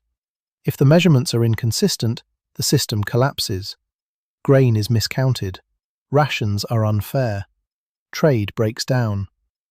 Sumerian metrological standards were not local. They were regional. Tablets from Uruk, Ur, Lagash, and Nippur all use the same units. The mina in Uruk is the same as the mina in Ur. This implies coordination. Weights and measures must be standardized for trade to function. If each city used its own system, commerce would be impossible. Someone established the standards, someone disseminated them. Someone ensured that scribes across Sumer used the same measurements. This coordination predates the political unification of Sumer. The cities were independent, they had their own kings, their own temples, but they shared a metrological system, they shared a number system, they shared a scribal curriculum. The standardization is older than the political structures that eventually unified the region. This suggests that the standards were not political, they were technical. They were adopted because they were useful, and they were maintained because they were authoritative. To deviate from the standard was to place yourself outside the system. Your grain could not be traded, your contracts could not be honoured, your measurements could not be verified. The standard was enforced not by law, but by necessity. If you wanted to participate in the economic and administrative life of Mesopotamia, you used the sexagesimal system. You used the standard mina. You used the standard sealer. You calculated the way everyone else calculated. The system was self-perpetuating, but it still required origin. The standards did not arise spontaneously. They were established. By whom? The tablets do not say. They record the use of the standards, not their creation. The scribes applied the system. They did not justify it. They did not attribute it to a king, a god, or a founder. It simply was. The same is true for the calendar. The Sumerian calendar was lunisolar, based on the cycles of the moon, with periodic adjustments to align with the solar year. The year was divided into 12 months. Each month began with the new moon. The months were named. The names were consistent across cities. The calendar was standardized. But no text describes its invention. No myth explains who devised it. The calendar is treated as given. This passive framing, standards as given, systems as inherited, is consistent with how Sumerian scribes described other aspects of their culture. Kingship was lowered, writing was ordered, measurements were established. The scribes did not claim to be the inventors, they claimed to be the transmitters. They preserved what had been handed down. They taught what they had been taught. They copied what was in the archive. The system predated them. Their role was to maintain it, and maintenance required precision. Every scribe learned the same sexagesimal tables. Every scribe memorized the same metrological standards. Every scribe used the same method to calculate area, volume, and interest. The training was rigorous because the system was fixed. To alter the system was to undermine the continuity that gave it authority. If the sexagesimal system was inherited, the question is, from what it was inherited? Was it developed gradually, by trial and error, over generations? Or was it received whole, from a source the Sumerians themselves did not fully understand? The tablets do not answer. They only demonstrate that the system was old, older than the earliest writing, older than the cities, older than the memory of its invention. The scribes used it, the system worked, and the system endured, transmitted through millennia, until it became the foundation of mathematics, astronomy, and time measurement for civilizations far beyond Mesopotamia. Tablet CBS 11999, housed in the University of Pennsylvania Museum, is a medical prescription text dating to the early 2nd millennium BCE. The tablet is small, approximately 4 inches by 3 inches, inscribed on both sides. It lists 15 remedies for various ailments, skin infections, digestive disorders, wounds, and fever. Each remedy follows the same structure. First, the symptoms are described, then the ingredients are listed, then the method of preparation is specified: crush, boil, filter, mix, apply. The instructions are precise. Quantities are given. Timing is noted. But the text does not explain why the remedy works. It does not describe how the ingredients were discovered. It does not record trial and error. It simply presents the procedure as given, as if the knowledge were already established. This is consistent across Sumerian and Babylonian medical texts. They are prescriptive, not investigative. They do not document the process of discovery. They document the application of knowledge that is treated as reliable. The remedies are presented with the same confidence that administrative texts use to record barley rations or land sales. The scribe is not tentative. The remedy is not experimental. It is a procedure, tested and proven. But no text describes that testing. No text explains how many patients were treated before the remedy was standardized. The knowledge is presented as complete. Some of the remedies are effective. Modern analysis has confirmed that certain Mesopotamian medical ingredients contain active compounds. Willow bark, used in several prescriptions, contains salicin, a precursor to aspirin. Certain plant resins have antibacterial properties. The Mesopotamians did not know the biochemical mechanisms, but they knew the plants worked. They used them. They recorded the dosages. They transmitted the methods. The knowledge was empirical. Observation led to application. Application led to refinement. Refinement led to standardization. But this process takes time. Generations, centuries perhaps. Yet the medical tablets appear in the written record already standardized. The procedures are consistent across multiple texts. The ingredients are the same. The methods are identical. The knowledge had already been systematized before it was written down. This suggests that Mesopotamian medicine, like Mesopotamian astronomy and mathematics, was transmitted from an earlier, non-literate tradition. Healers practiced before scribes recorded their methods. The remedies were learned through apprenticeship. Master healers taught students. The students became masters and taught the next generation. The knowledge was oral until someone wrote it down. But once written, it became authoritative. The written version was the standard. Deviation from the text was error. The oral tradition had been flexible. The written tradition was fixed. And once fixed, it was transmitted unchanged for centuries. Tablet Bam 1, part of the Babylonische Assyrische Medizin series held in Berlin, contains a longer medical compendium. The text lists diagnostic signs, symptoms, and corresponding treatments. It includes prognostic statements. If the patient exhibits symptoms, he will recover, or he will die. The prognoses are not phrased as probabilities, they are phrased as certainties. The scribe is not guessing, the scribe is reporting outcomes. This implies observation. Someone treated patients who exhibited these symptoms. Someone recorded whether they recovered or died. Someone compiled that data. The text is the result of accumulated experience, not theoretical speculation. But the text does not cite sources. It does not reference earlier physicians. It does not attribute the knowledge to a known individual. It is anonymous. The authority of the text derives not from who wrote it, but from the fact that it was written. It is in the archive. It has been copied. It has been transmitted.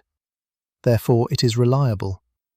This anonymity is typical of Mesopotamian technical literature.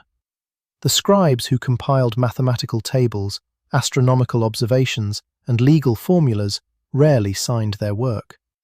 The knowledge was institutional, not personal. It belonged to the tradition, not to the individual. To invoke the tradition was to invoke the accumulated authority of everyone who had contributed to it, across generations, across centuries.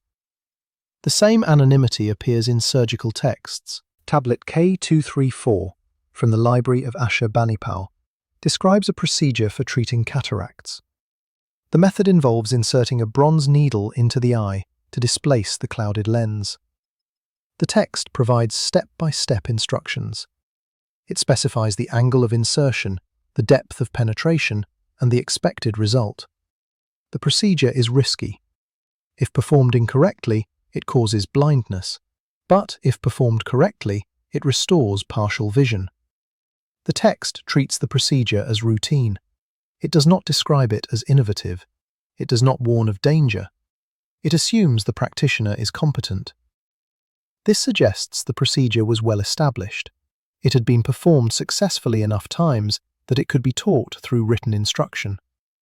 But no text describes who invented it. No text records the first successful surgery. The knowledge is simply present in the archive, as if it had always been there. This raises the question of how such procedures were developed. Cataract surgery requires anatomical knowledge. The surgeon must understand the structure of the eye. He must know where the lens is located. He must be able to insert the needle without damaging the retina or the optic nerve. This knowledge is not intuitive. It cannot be derived from casual observation. It requires dissection, experimentation, and repeated practice. But Mesopotamian texts do not describe dissection. They do not record anatomical experiments. They do not discuss the development of surgical techniques. They only record the procedures, fully formed, ready to be applied. One possibility is that the development occurred within a closed professional group, healers or surgeons who transmitted knowledge orally and selectively. These practitioners would have learned through apprenticeship, observing masters, assisting in procedures, and eventually performing them independently. Over time, the most effective methods would be retained. The ineffective ones would be discarded. The knowledge would refine itself through practice. When writing became available, the practitioners recorded the refined methods. But the process of refinement, the trial and error, the failures, the gradual improvement, was never documented. Only the final, standardized procedure was preserved. Another possibility is that the knowledge was inherited from an earlier tradition. The surgical texts describe procedures that require sophisticated understanding. That understanding may have been developed long before the texts were written. If the procedures were transmitted for generations before being recorded, the written texts would represent the culmination of a long process. The scribes would not be inventing, they would be preserving. The knowledge they recorded was already old. They did not know its origin, but they knew it worked, and they preserved it. This preservation extended to pharmacology. Mesopotamian medical texts list hundreds of plant and mineral substances used in remedies. Some are common: barley, beer, oil, salt. Others are obscure: resins from distant regions, rare minerals, animal products. The texts assume the reader knows what these substances are. They do not describe their appearance. They do not explain where to find them. They simply name them. This suggests the substances were already in use. The scribes were documenting an existing practice, not introducing a new one. The pharmacopoeia was established. The healers knew the ingredients. The scribes recorded the names. The same is true for dosages. The texts specify quantities: 3 shekels of this, 1 selah of that, a handful of the other. The units are precise, but the texts do not explain how the dosages were determined. They do not discuss toxicity or side effects. They assume the dosages are correct. This suggests prior calibration. Someone had tested different amounts. Someone had determined the effective dose. Someone had recorded it. And the knowledge had been transmitted until it reached the scribes, who wrote it down as fact. The medical tablets, like the astronomical tablets and the mathematical tablets, describe a knowledge system that predates the texts themselves. The scribes were not the creators, they were the archivists. They copied from older sources. They transmitted what they had been taught. They preserved methods they did not invent. The written record is a snapshot of a tradition that extends backward beyond visibility. The procedures work, the calculations are correct, the observations are accurate, but the origins are opaque. The scribes do not tell us where the knowledge came from, they only tell us what it is. And what it is, consistently, is complete, functional, standardized. As if someone, at some earlier point, had systematized it all and passed it down, generation after generation, until it reached the clay. The Code of Ur-Nammu is the oldest known law code, predating the more famous Code of Hammurabi by 3 centuries. It was promulgated by Ur-Nammu, founder of the 3rd dynasty of Ur, around 2100 BCE. Fragments of the code survive on 3 tablets, excavated from Nippur and Ur. The code begins with a preamble describing how Ur-Nammu established justice in the land and removed the chisel and the whip. The phrasing is formulaic. It appears in later law codes. It is repeated across generations. But the code itself is not presented as Ur-Nammu's creation. It is presented as his restoration. The verb used is not "I created," it is "I established." He did not invent justice, he re-established it. This distinction is significant. The preamble implies that justice existed before Ur-Nammu. He did not originate the legal order, he restored it. This suggests a prior system, one that had collapsed or degraded and required renewal. Ur-Nammu's role is not legislative, it is restorative. He is returning the land to a state it had once occupied. The code that follows, specific laws governing theft, murder, marriage, and property, are not presented as innovations. They are presented as the correct standards, the standards that had been abandoned, the standards that Ur-Nammu is now reinstating. The same restorative language appears in the Code of Hammurabi. The prologue states that Hammurabi was called by the gods to cause justice to prevail in the land, to destroy the wicked and the evil, that the strong might not oppress the weak. The language is moral, but the structure is the same. Hammurabi is not creating justice, he is causing it to prevail. Justice already exists. His role is to enforce it. The laws that follow are not Hammurabi's inventions, they are codifications. They are written versions of legal principles that were already understood, already practiced, already authoritative. Hammurabi's contribution is to inscribe them, to make them public, to ensure their preservation and application. This implies that Mesopotamian law was not royal invention, it was royal administration. Kings did not legislate, they adjudicated. They enforced standards that were understood to be pre-existing. The source of those standards is not specified. The gods are invoked. Hammurabi says that the gods gave him the authority to rule, but the laws themselves are not described as divine decrees. They are described as justice.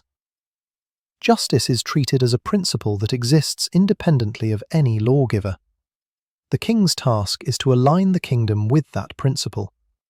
His authority derives from his ability to enforce it, not from his power to create it.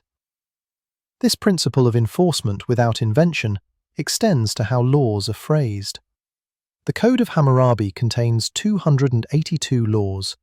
Each follows the same structure: if action, then consequence.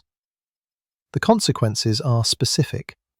If a builder constructs a house and it collapses, killing the owner, the builder is executed. If a son strikes his father, his hand is cut off. If a man steals an ox, he must repay 30-fold. The punishments are severe, but they are not arbitrary. They follow patterns. They are proportionate. They reflect an underlying logic. That logic is not explained, it is assumed.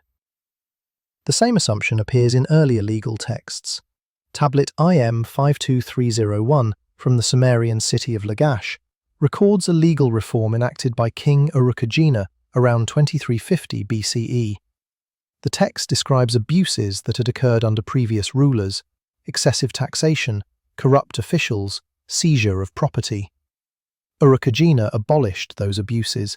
He restored what he calls the ordinances of Ningirsu, the god of Lagash. The ordinances are not listed in detail. They are referenced as known. The implication is that Ningirsu had established legal standards. Those standards had been violated, and Urukagina was restoring them. The law is divine in origin, but it is also archival. It existed in the past. It had been recorded. It could be consulted. Urukagina's reform was not innovation. It was retrieval.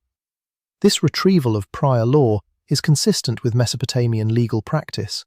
Judges did not create precedent, they applied it. Disputes were resolved by reference to previous decisions, to royal decrees, or to customary practice.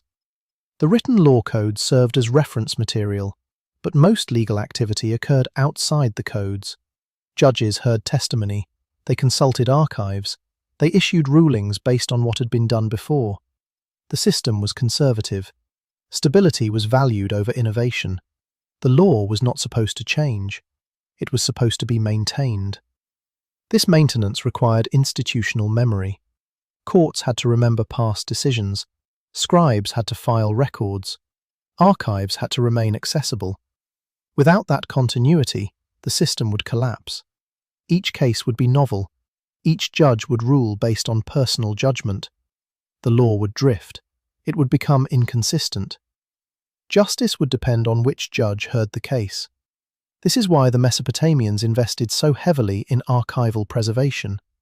The archive was not just a storage system, it was the foundation of the legal order. The law existed in the tablets. To lose the tablets was to lose the law.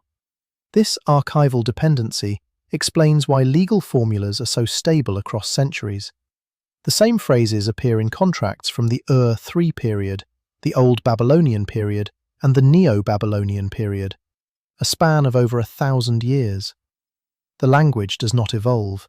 It does not adapt to new circumstances. It repeats.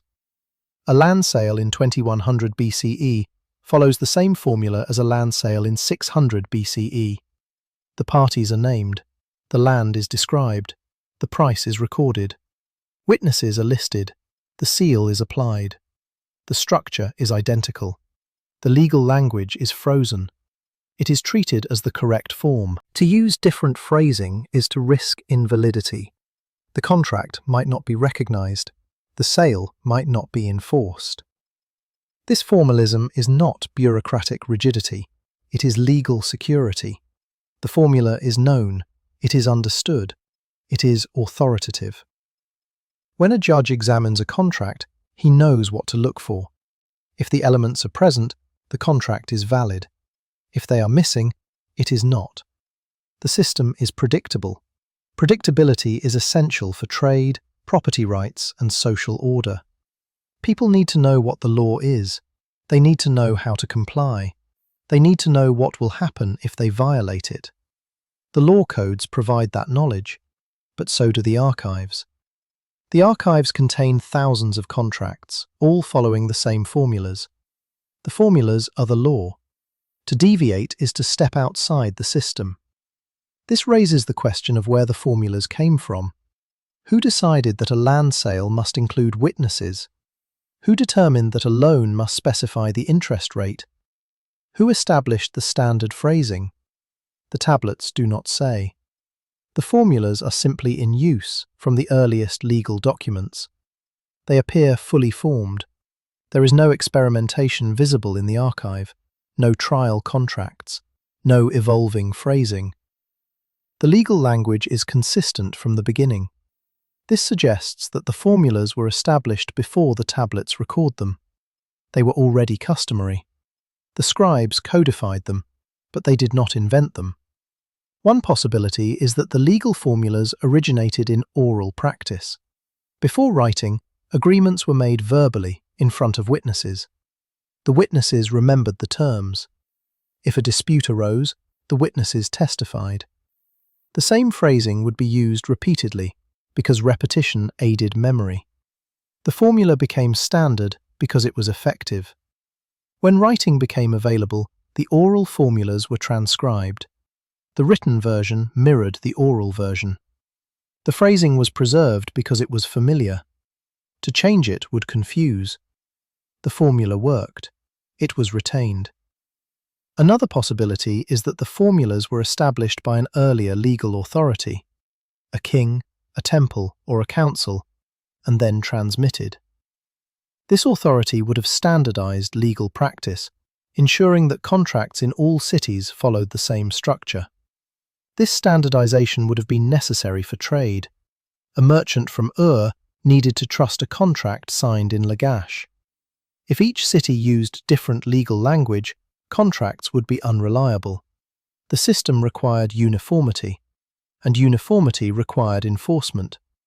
Someone had to establish the standard. Someone had to ensure its adoption. The tablets do not name that someone, but the standardization exists. The formulas are universal.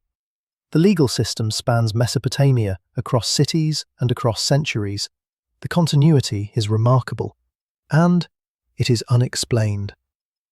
What is clear is that Mesopotamian kings did not see themselves as the source of law. They saw themselves as its guardians. Their role was to preserve the legal order, to prevent its corruption, and to restore it when necessary. The law itself was prior, it was inherited, it was authoritative, and it was preserved, generation after generation, in the clay. In 1929, C. Leonard Woolley, excavating at reached a depth of 39 feet below the surface of the city. He had descended through layers of rubble, pottery and ash, evidence of continuous habitation over millennia. Then he encountered something different. A layer of clean, water-deposited silt, 8 feet thick, devoid of artifacts. No pottery, no tools, no human remains, just silt. The layer was uniform across the excavation site. It extended horizontally, undisturbed. Woolley continued digging beneath the silt and found more artifacts, pottery shards, mud brick foundations, evidence of earlier occupation. The silt separated 2 periods of human activity. Something had happened between them, something involving water. Woolley concluded that the silt represented a flood, a massive inundation that had covered the city, deposited the sediment, and then receded. The flood had not destroyed the settlement. People returned, they rebuilt, but the flood had been significant enough to leave an 8-foot geological signature. Woolley compared this layer to similar deposits found at other sites, Uruk, Kish, Shuruppak. In each case, a layer of water-deposited silt appeared in the stratigraphic sequence, separating earlier occupation from later occupation. The flood was not localized. It had affected multiple cities across southern Mesopotamia. It was a regional event. The archaeological evidence aligns chronologically with the Sumerian King List. The King List divides Sumerian history into 2 periods, before the flood and after the flood. The pre-flood kings reign in 5 cities: Eridu, Bad Tibera, Larak, Sippar, and Shuruppak. After the flood, kingship is lowered again, and the dynasties resume. The text treats the flood as a historical event, not a mythological abstraction. It occurred at a specific point in time. It interrupted the sequence of kings. But it did not end the sequence. The list continues. The same structure, the same formulas, the same bureaucratic precision. The flood is a marker, not a conclusion. The geological evidence suggests a date around 2900 BCE for the flood layers found at and Shuruppak. This places the event at the end of the Uruk period, just before the early dynastic period begins. It is the boundary between prehistory and history in Mesopotamian archaeology. Before the flood layers, settlements are smaller, writing is limited, political organization is local. After the flood layers, cities expand, writing becomes widespread, and centralized states emerge. The flood is not just a natural event, it is a cultural boundary. It marks the transition from one form of society to another. The Sumerian flood narrative preserved in the Eridu Genesis and later Akkadian versions like the Atrahasis and the Epic of Gilgamesh describe the flood as divine punishment. Humanity has become too numerous or too noisy. The gods decide to destroy them.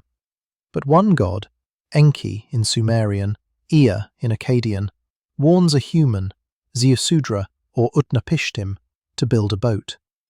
The man obeys. He loads the boat with animals and his family. The flood comes. It lasts for 7 days. The waters recede. The boat lands on a mountain. The man offers sacrifice.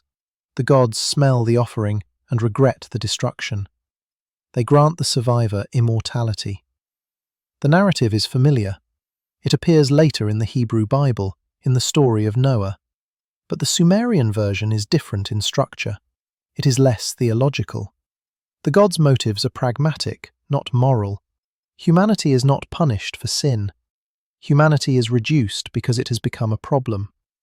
The narrative is administrative. The gods made a decision. They implemented it. One god dissented and acted accordingly. The result was a reset. The population was culled. Civilization resumed. The focus is not on righteousness or covenant, it is on continuity. The flood did not end human history, it interrupted it. But the interruption was temporary. Afterward, things continued. Not identically, but structurally. The cities were rebuilt. The institutions were restored. Kingship descended again.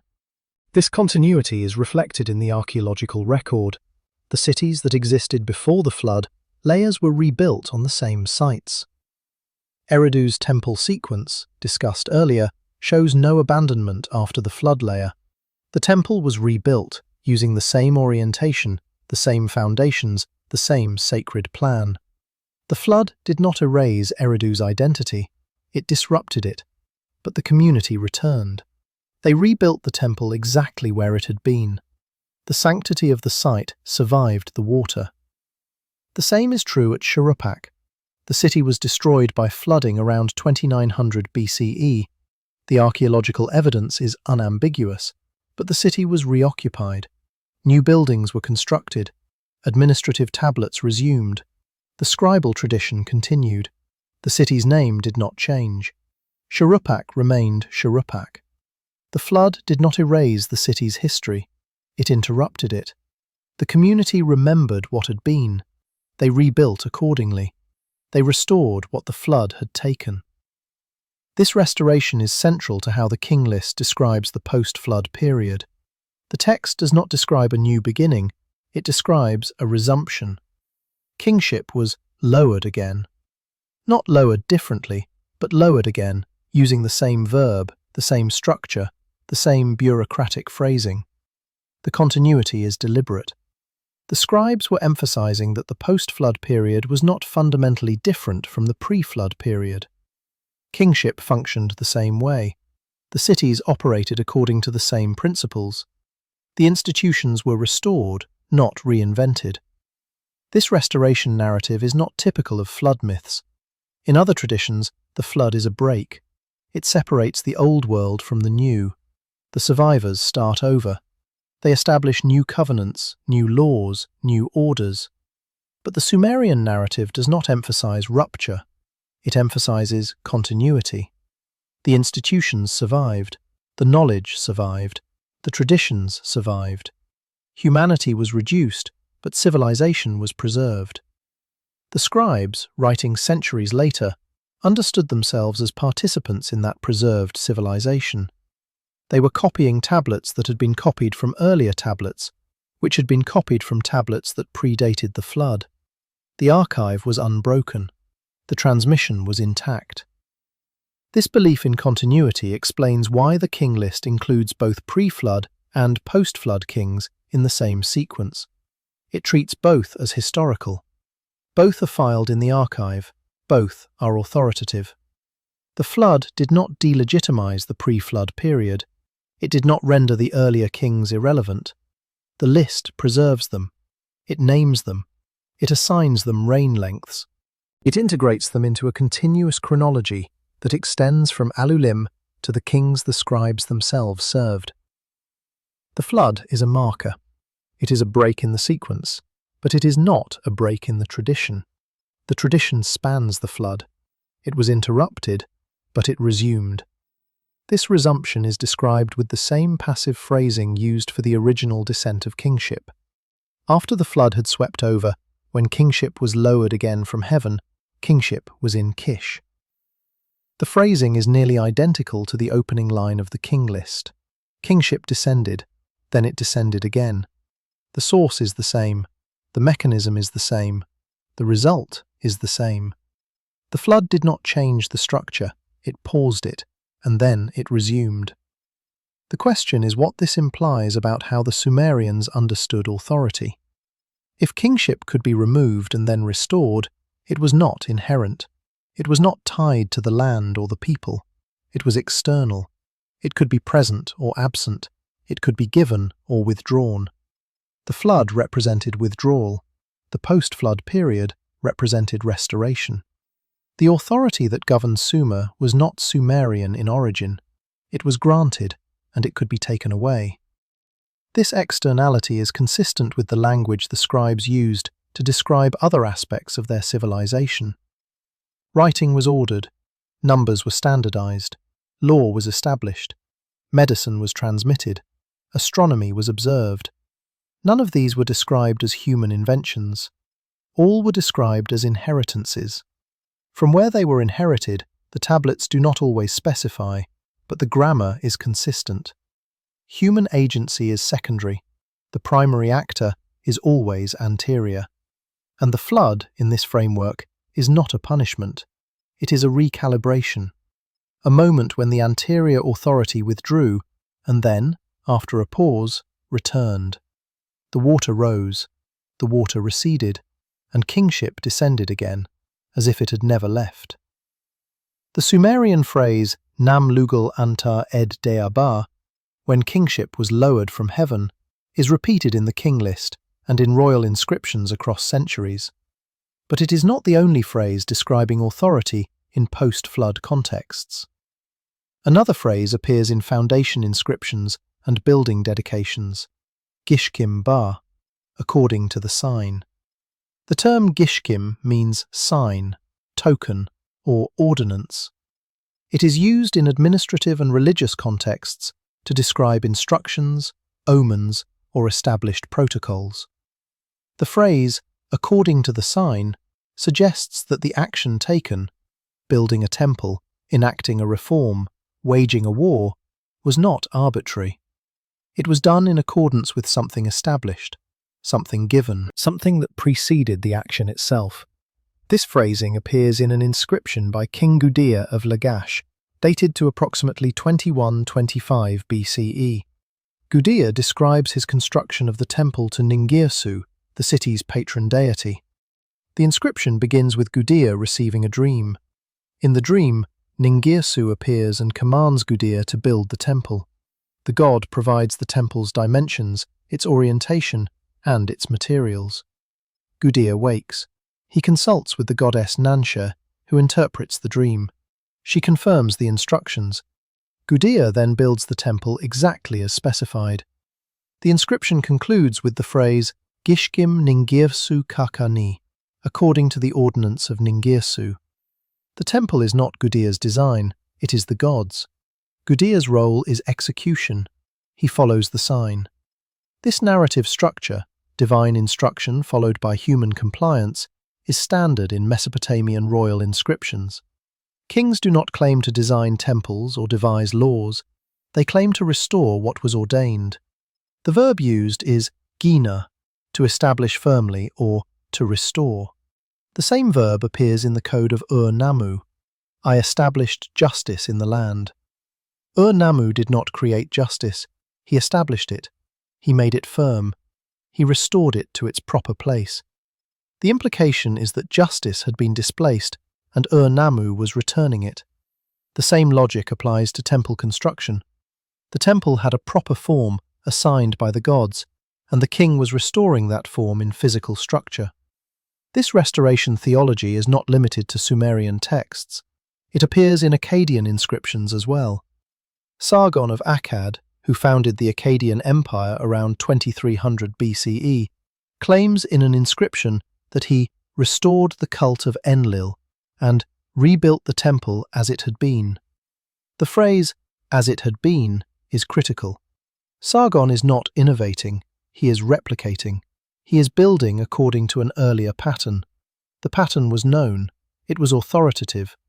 Sargon's legitimacy derived from his adherence to it.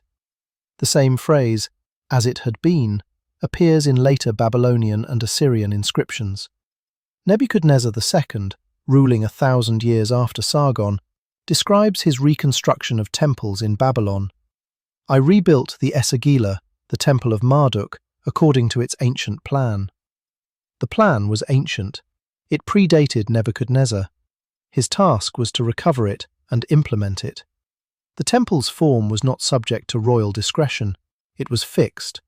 The king could only honour it or violate it. Nebuchadnezzar chose to honour it.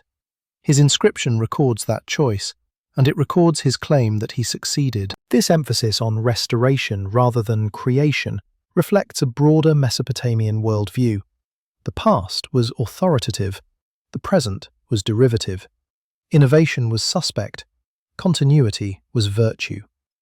The institutions that governed Mesopotamian life, kingship, law, temple ritual, scribal practice, were understood as inheritances. They had been established in an earlier time, and the task of each generation was to maintain them. To maintain was to remember. To remember was to consult the archive. The archive held the patterns. The scribes transmitted them. The kings implemented them. The system was circular. It fed on its own continuity. This circularity is visible in how kings legitimized their reigns.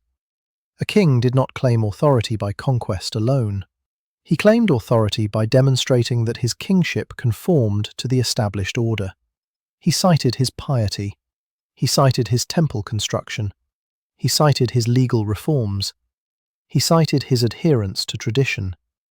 These citations were not rhetorical. They were evidentiary. The king was proving that his rule was legitimate because it aligned with what kingship was supposed to be.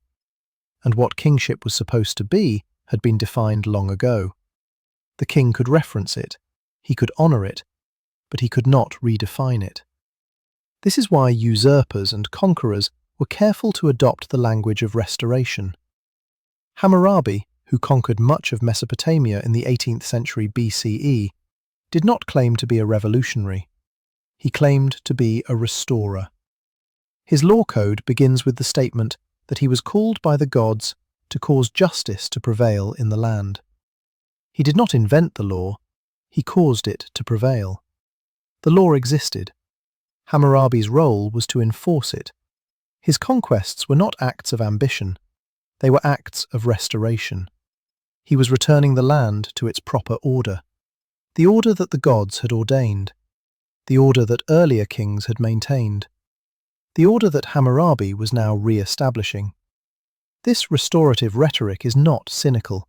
It reflects genuine belief. Mesopotamian kings understood themselves as operating within a cosmic order. That order was hierarchical. The gods were at the top. The kings were below them. Humanity was below the kings.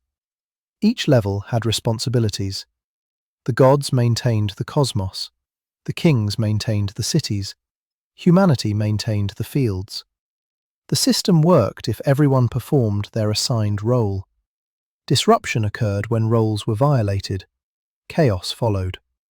Restoration required returning each element to its proper function. The king's task was to ensure that return. Not through innovation, through adherence. This adherence is encoded in the phrase, according to the sign. The sign is the ordinance, the instruction, the pattern. It is given from above. It is transmitted through the archive. It is implemented by the king. The king does not create the sign, he follows it. His authority derives from his ability to recognize the sign and act accordingly. A king who ignores the sign is not a legitimate king. He is a tyrant. He is operating outside the system. His reign will not endure. The gods will withdraw their favor. The city will collapse. The order will degrade. And a new king will arise, one who restores what was violated. This cyclical view of authority explains the structure of Mesopotamian history. Dynasties rise, they maintain the order, they degrade, they fall. New dynasties arise, they restore the order. The cycle repeats, but the order itself does not change. Kingship is always kingship. Justice is always justice. The temple is always the temple. The forms are stable. The occupants change, but the forms endure. The scribes recorded the forms. They preserved them. They transmitted them. And the kings, generation after generation, claimed to honour them. The King List embodies this cyclical structure. It lists dynasty after dynasty, each claiming kingship, each ruling for a time, each eventually replaced. But the list does not present this as chaos. It presents it as sequence. One dynasty ends, another begins. Kingship transfers from city to city, from Kish to Uruk, from Uruk to Ur, from Ur to Lagash. The cities change, the dynasties change, but kingship itself does not change. It was lowered once.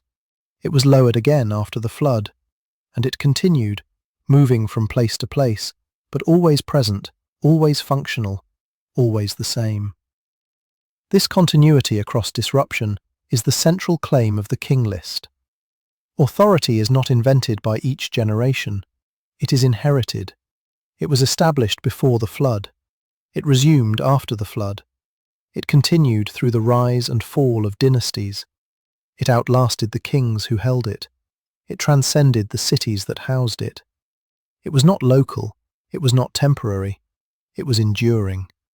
And it was preserved in the archive, recorded in the tablets, transmitted by the scribes, until the memory of its origin faded, but the structure remained. Always lowered, always from above, always according to the sign. In 1986, archaeologists working in Syria uncovered the archive of Ebla, a city-state that flourished in the mid-3rd millennium BCE. The archive contained approximately 17,000 tablets, most dating to around 2400 BCE. The tablets are written in a Semitic language, now called Eblaite, but they use Sumerian cuneiform script. Many tablets are bilingual, providing Eblaite translations of Sumerian terms. This indicates that Eblaite scribes were trained in Sumerian. They learned Sumerian lexical lists. They adopted Sumerian administrative methods. They structured their records according to Sumerian models. Ebla is not in Sumer. It is hundreds of miles to the northwest. Yet the scribal system is Sumerian. This is not an isolated case. Cuneiform spread across the ancient Near East. It was used in Akkad, Assyria, Babylonia, Elam, the Levant, and Anatolia. It was adapted to write languages as diverse as Hurrian, Hittite, and Elamite. Each culture adopted the script. Each trained scribes in its use. Each maintained archives modelled on Mesopotamian practice. The writing system was portable. It was not tied to Sumerian ethnicity or Sumerian language. It was a tool, and once it was adopted, it brought with it an entire bureaucratic infrastructure. Administrative formulas, legal templates, mathematical tables, lexical lists. The content was Sumerian, the users were not. The same is true for measurement systems. The sexagesimal number system, the standard weights and measures, and the calendar spread throughout Mesopotamia and beyond. Cities that were politically independent of Sumer adopted Sumerian metrological standards. They did so because standardization was necessary for trade. A merchant in Mari needed to trust a contract written in Ur. A trader in Ashur needed to recognize the same weight standard used in Nippur. The system was useful. It facilitated commerce. It enabled governance, and once adopted, it became entrenched. To abandon the system was to isolate yourself from the broader network. So the system spread, not through conquest, but through practical necessity. This diffusion is visible in astronomical texts. The Babylonian astronomical diaries, compiled over centuries, record observations made in Babylon, but they reference earlier observations made in other cities. They use the same mathematical methods. They calculate the same cycles. They transmit the same knowledge. The astronomy of Babylon is Sumerian in origin. The methods were inherited. The observers changed. The observations accumulated, but the framework remained constant. The knowledge was not reinvented in each city. It was transmitted from one city to the next, preserved and expanded, until it became a regional, and eventually global, tradition. The same is true for legal systems. The legal formulas used in Old Babylonian contracts appear in later Assyrian, Hittite, and Elamite contracts. The phrasing is adapted to local languages, but the structure is identical.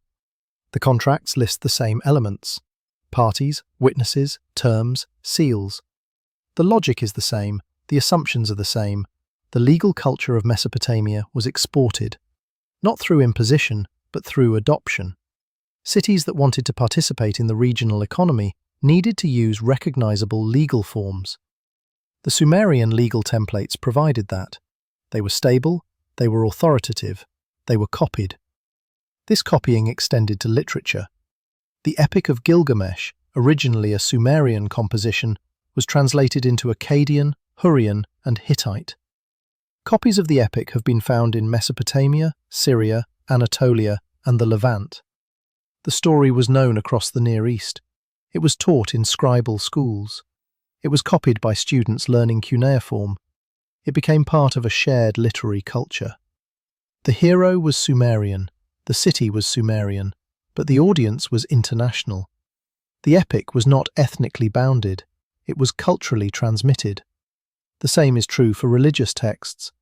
Sumerian hymns and incantations were copied in Akkadian versions and used in Babylonian and Assyrian rituals. The gods were renamed. Enlil became Elil, Inanna became Ishtar. But the structures of worship remained the same. The prayers followed the same formulas. The offerings followed the same protocols. The religious system was Sumerian in origin, but it was practiced by peoples who were not Sumerian.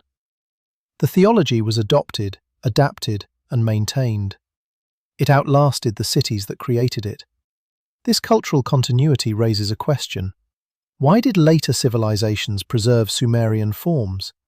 They were not conquered by Sumer. Sumer, as a unified political entity, never existed. The cities were independent. They competed. They warred. They formed temporary alliances, but they did not create an empire. Yet their influence was imperial. Their script, their mathematics, their legal systems, their astronomy, their literature, all were adopted by cultures that could have developed their own. Why? One possibility is that Sumerian forms were simply superior. They solved problems effectively. The cuneiform script was adaptable. The sexagesimal system was mathematically efficient. The legal formulas were clear and enforceable. The astronomical methods were accurate. Other cultures recognized the utility of these systems and adopted them. This is pragmatic diffusion. Innovation spreads because it works. But another possibility is that Sumerian systems were understood as authoritative, not merely useful. The scribes who copied Sumerian texts were not just using tools, they were participating in a tradition. They were connecting themselves to an origin. To write in Sumerian was to invoke the past.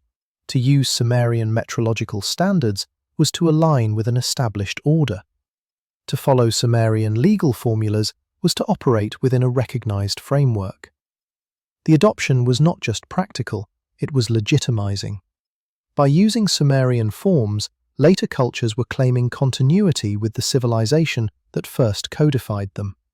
This claim of continuity is visible in how later kings described themselves.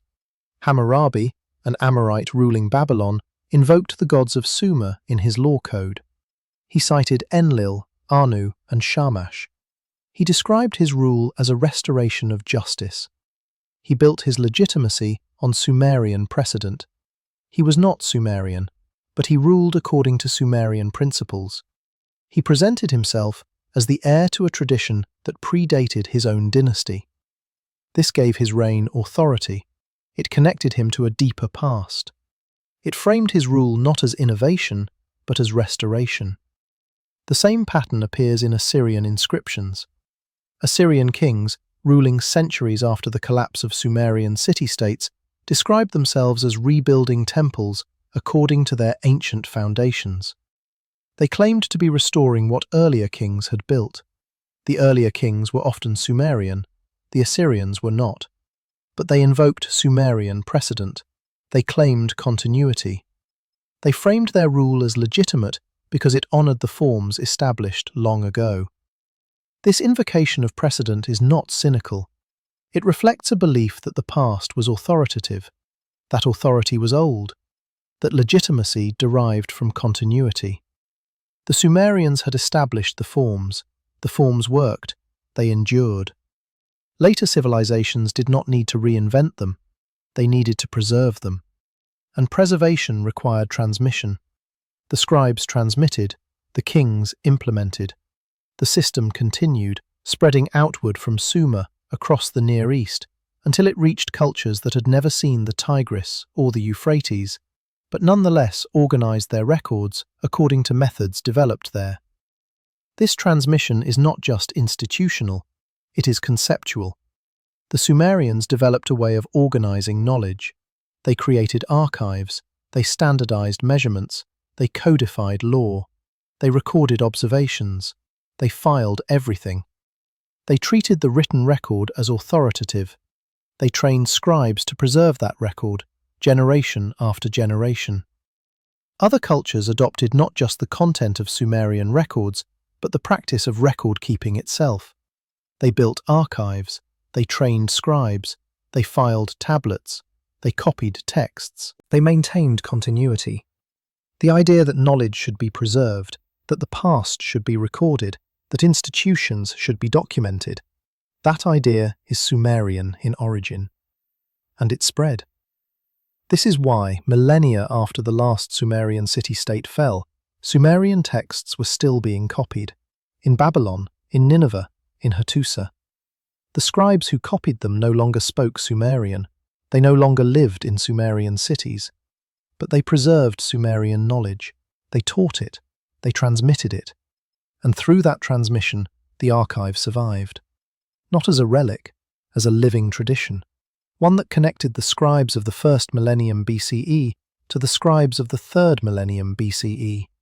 One that connected the cuneiform tablets of Mesopotamia to the alphabetic texts of Greece, Rome, and beyond. One that preserved, in clay and ink, the memory of a civilization that understood itself not as the origin of knowledge, but as its custodian. The Sumerian King List ends its pre-flood section with a statement, "Then the flood swept over." The verb is buru, which means to sweep, to overflow, or to inundate. The phrase is simple, it is factual. It does not describe the flood's cause, it does not elaborate on its effects, it does not moralize, it simply records that the flood occurred. The text then continues, "After the flood had swept over, when kingship was lowered again from heaven, kingship was in Kish." The structure is administrative. The flood is an event in a sequence. Before it, kingship was in 5 cities.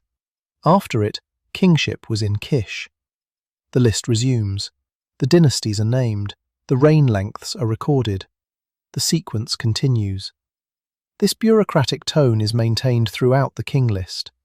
The pre-flood kings and the post-flood kings are recorded in the same manner.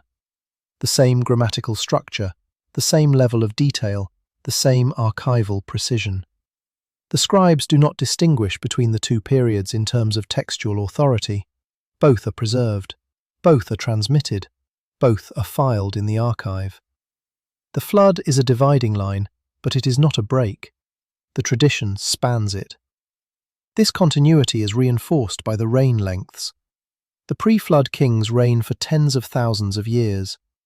The first post-flood kings reign for hundreds or thousands of years.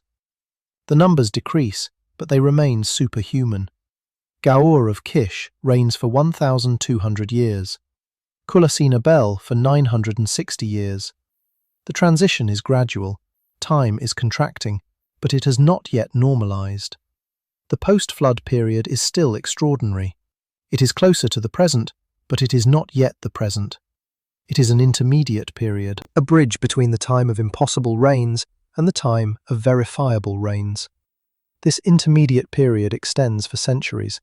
By the time the king list reaches the early dynastic period, around 2900 BCE, the reign lengths have dropped to the range of decades. Enmebaragesi of Kish reigns for 900 years in the list, but his name appears in contemporary inscriptions, making him one of the earliest historically attested kings. His son, Aga, is mentioned in the Epic of Gilgamesh as a historical figure. The list has transitioned from the archival transmission of impossible reigns to the recording of figures who existed within living or near-living memory. The chronology has converged with reality, but the king list does not mark this transition. It does not say, "Here begins history," or "Here ends myth." It simply continues, king after king, dynasty after dynasty. The same formulas, the same structure. The scribes treat the entire sequence as continuous. Alulim is listed with the same authority as Enmebaragesi. The impossible is filed alongside the plausible. The remote past and the recent past are archived together, as if both belong to the same category. Things that were recorded and therefore things that occurred. This archival unity suggests that the scribes were not concerned with the modern distinction between myth and history. They were concerned with transmission. The King List was not a historical analysis, it was a preservation project. The scribes were compiling records from multiple cities, multiple archives, multiple traditions. Some of those records described events within verifiable time, others described events far beyond it. The scribes did not filter, they compiled, they organized, they standardized the format, but they preserved the content regardless of plausibility. This preservation is consistent with how other cuneiform traditions functioned. The Sumerian temple hymns, compiled by the priestess Enheduanna around 2300 BCE, list temples across Sumer and describe their deities, their rituals, and their histories. Some temples were contemporary, others were ancient. The hymns do not distinguish. They list all temples with equal reverence. The past and the present coexist in the archive. Both are sacred. Both are authoritative. Both are worth preserving. The same is true for omen texts. The Enuma Anu Enlil series compiles celestial omens spanning centuries. Some omens reference recent events, others reference events from the distant past. The series does not organize them chronologically, it organizes them by celestial phenomena. What matters is the pattern, not the date. The omen is preserved because it is part of the tradition, not because it is recent or verifiable. This archival logic explains why the King List preserves both pre-flood and post-flood kings in a single sequence. The list is not a narrative, it is an inventory. It catalogues what was recorded, it files what was transmitted. It does not evaluate, it does not critique, it preserves. And preservation, in Mesopotamian scribal culture, is the highest form of authority. What is written is true because it has been written. What is preserved is authoritative because it has been preserved.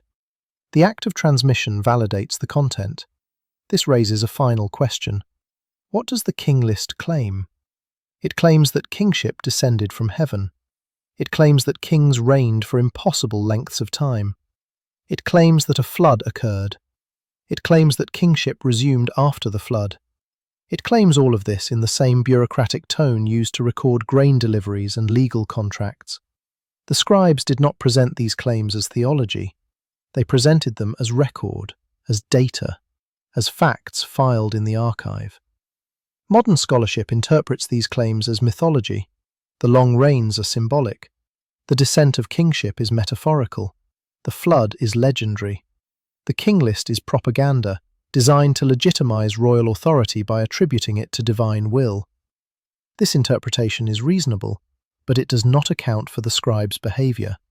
The scribes did not write the King List as propaganda. They wrote it as archive. They copied it, generation after generation, without alteration. They filed it alongside administrative records. They taught it in scribal schools. They treated it as they treated other records, as something that had been transmitted and therefore required preservation. If the scribes believed they were preserving mythology, why did they use administrative language? If they believed the King List was symbolic, why did they file it as data? If they believed the reigns were impossible, why did they copy the numbers faithfully, without emendation or explanation? The simplest answer is that the scribes did not distinguish between what we call history and what we call myth. They distinguished between what had been recorded and what had not. The King List had been recorded. It existed in multiple versions. It was transmitted across cities. It was copied by trained scribes. It was filed in official archives. Therefore, it was authoritative. The content was secondary. The transmission was primary. This does not mean the King List is literally true. It means the scribes treated it as if it were. They preserved it with the same care they preserved everything else. They maintained its integrity. They transmitted it faithfully. And through that transmission, the King List became part of the foundation of Mesopotamian historical consciousness. It shaped how later cultures understood their own origins. It provided a chronology that stretched back beyond memory. It encoded a claim that authority was old, that civilization had roots in a time before cities, before writing, before the flood. Whether that claim was metaphor or memory, the scribes did not say. They only preserved it. And the preservation ensured that the question would remain open, filed in the archive, waiting for readers who would ask it again and again. There is a term in Sumerian administrative texts, kiag, beloved or favoured. It appears in records describing offerings, dedications, and royal appointments. The term marks something as chosen, as designated, as special, but it does not explain why. A temple is kiag to a god. A king is kiag to Enlil. A scribe is kiag to Nisaba, goddess of writing. The favour is asserted, not justified. The text does not say what the individual did to earn the favour. It says only that the favour exists. The designation is given. The record preserves it. This passive framing, favour as received, not earned, is consistent with how Sumerian texts describe authority. Kings do not seize power, they are called. Scribes do not invent knowledge, they are taught. Cities do not choose their gods, the gods are assigned. The system operates from the top down. The higher authority designates, the lower authority receives. The records document the designation, but they do not document the process by which designation occurs. That process is anterior. It is assumed. It is not explained. The Sumerian King List operates within this framework. Kingship is lowered. Cities are chosen to receive it. Kings are named. Dynasties are recorded. But the text does not explain why kingship descended to Eridu first, or why it moved to Bad Tibera next, or why it resumed in Kish after the flood. The decisions are presented as given. The sequence is recorded. The logic is not. The scribes preserved the pattern without preserving the reasoning behind it. This creates an interpretive gap. The King List describes a system, kingship descending, transferring, resuming, but it does not describe the system's origin. It begins with the phrase, when kingship was lowered from heaven, but it does not say when that when was. It does not say what existed before kingship descended. It does not say why it descended. The text assumes a context it does not provide. The reader is expected to know, or the reader is expected to accept. The knowledge is either shared or irrelevant. Either way, it is not recorded. This omission is characteristic of Mesopotamian archival practice. The tablets record what needs to be remembered, not what is already known. Administrative texts do not explain the bureaucratic system, they operate within it. Legal texts do not define justice, they apply it. Astronomical texts do not describe why the sky is worth observing, they record what was observed. The context is assumed, the records are specific. The archive preserves the data, not the worldview that generated the data. That worldview must be inferred, and inference is uncertain. This uncertainty is what remains. The Sumerian records describe kingship as something lowered. They describe pre-flood reigns of impossible length. They describe a flood that interrupted the sequence. They describe the resumption of kingship afterward. They describe temples built according to ancient plans. They describe knowledge transmitted from earlier generations. They describe a system that was already old when the tablets began to record it. Were the Sumerians describing memory? Were they encoding political theology in bureaucratic language? Were they preserving records they no longer fully understood, but believed required preservation? The tablets do not answer, they only record. And the records, preserved in clay, transmitted across millennia, remain. Not as proof, as archive, as a filed claim that authority was inherited, that knowledge was transmitted, that civilization was not invented, but remembered. Whether that memory corresponds to an actual past, or whether it is the structure through which the past was imagined, the tablets do not resolve. They only preserve the claim.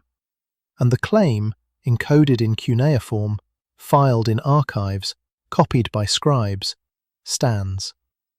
The watchers, if they existed, left no signature. Only a system that described itself as watched, a kingship that described itself as lowered, a knowledge that described itself as inherited. The Sumerians recorded these descriptions. They did not explain them, they filed them.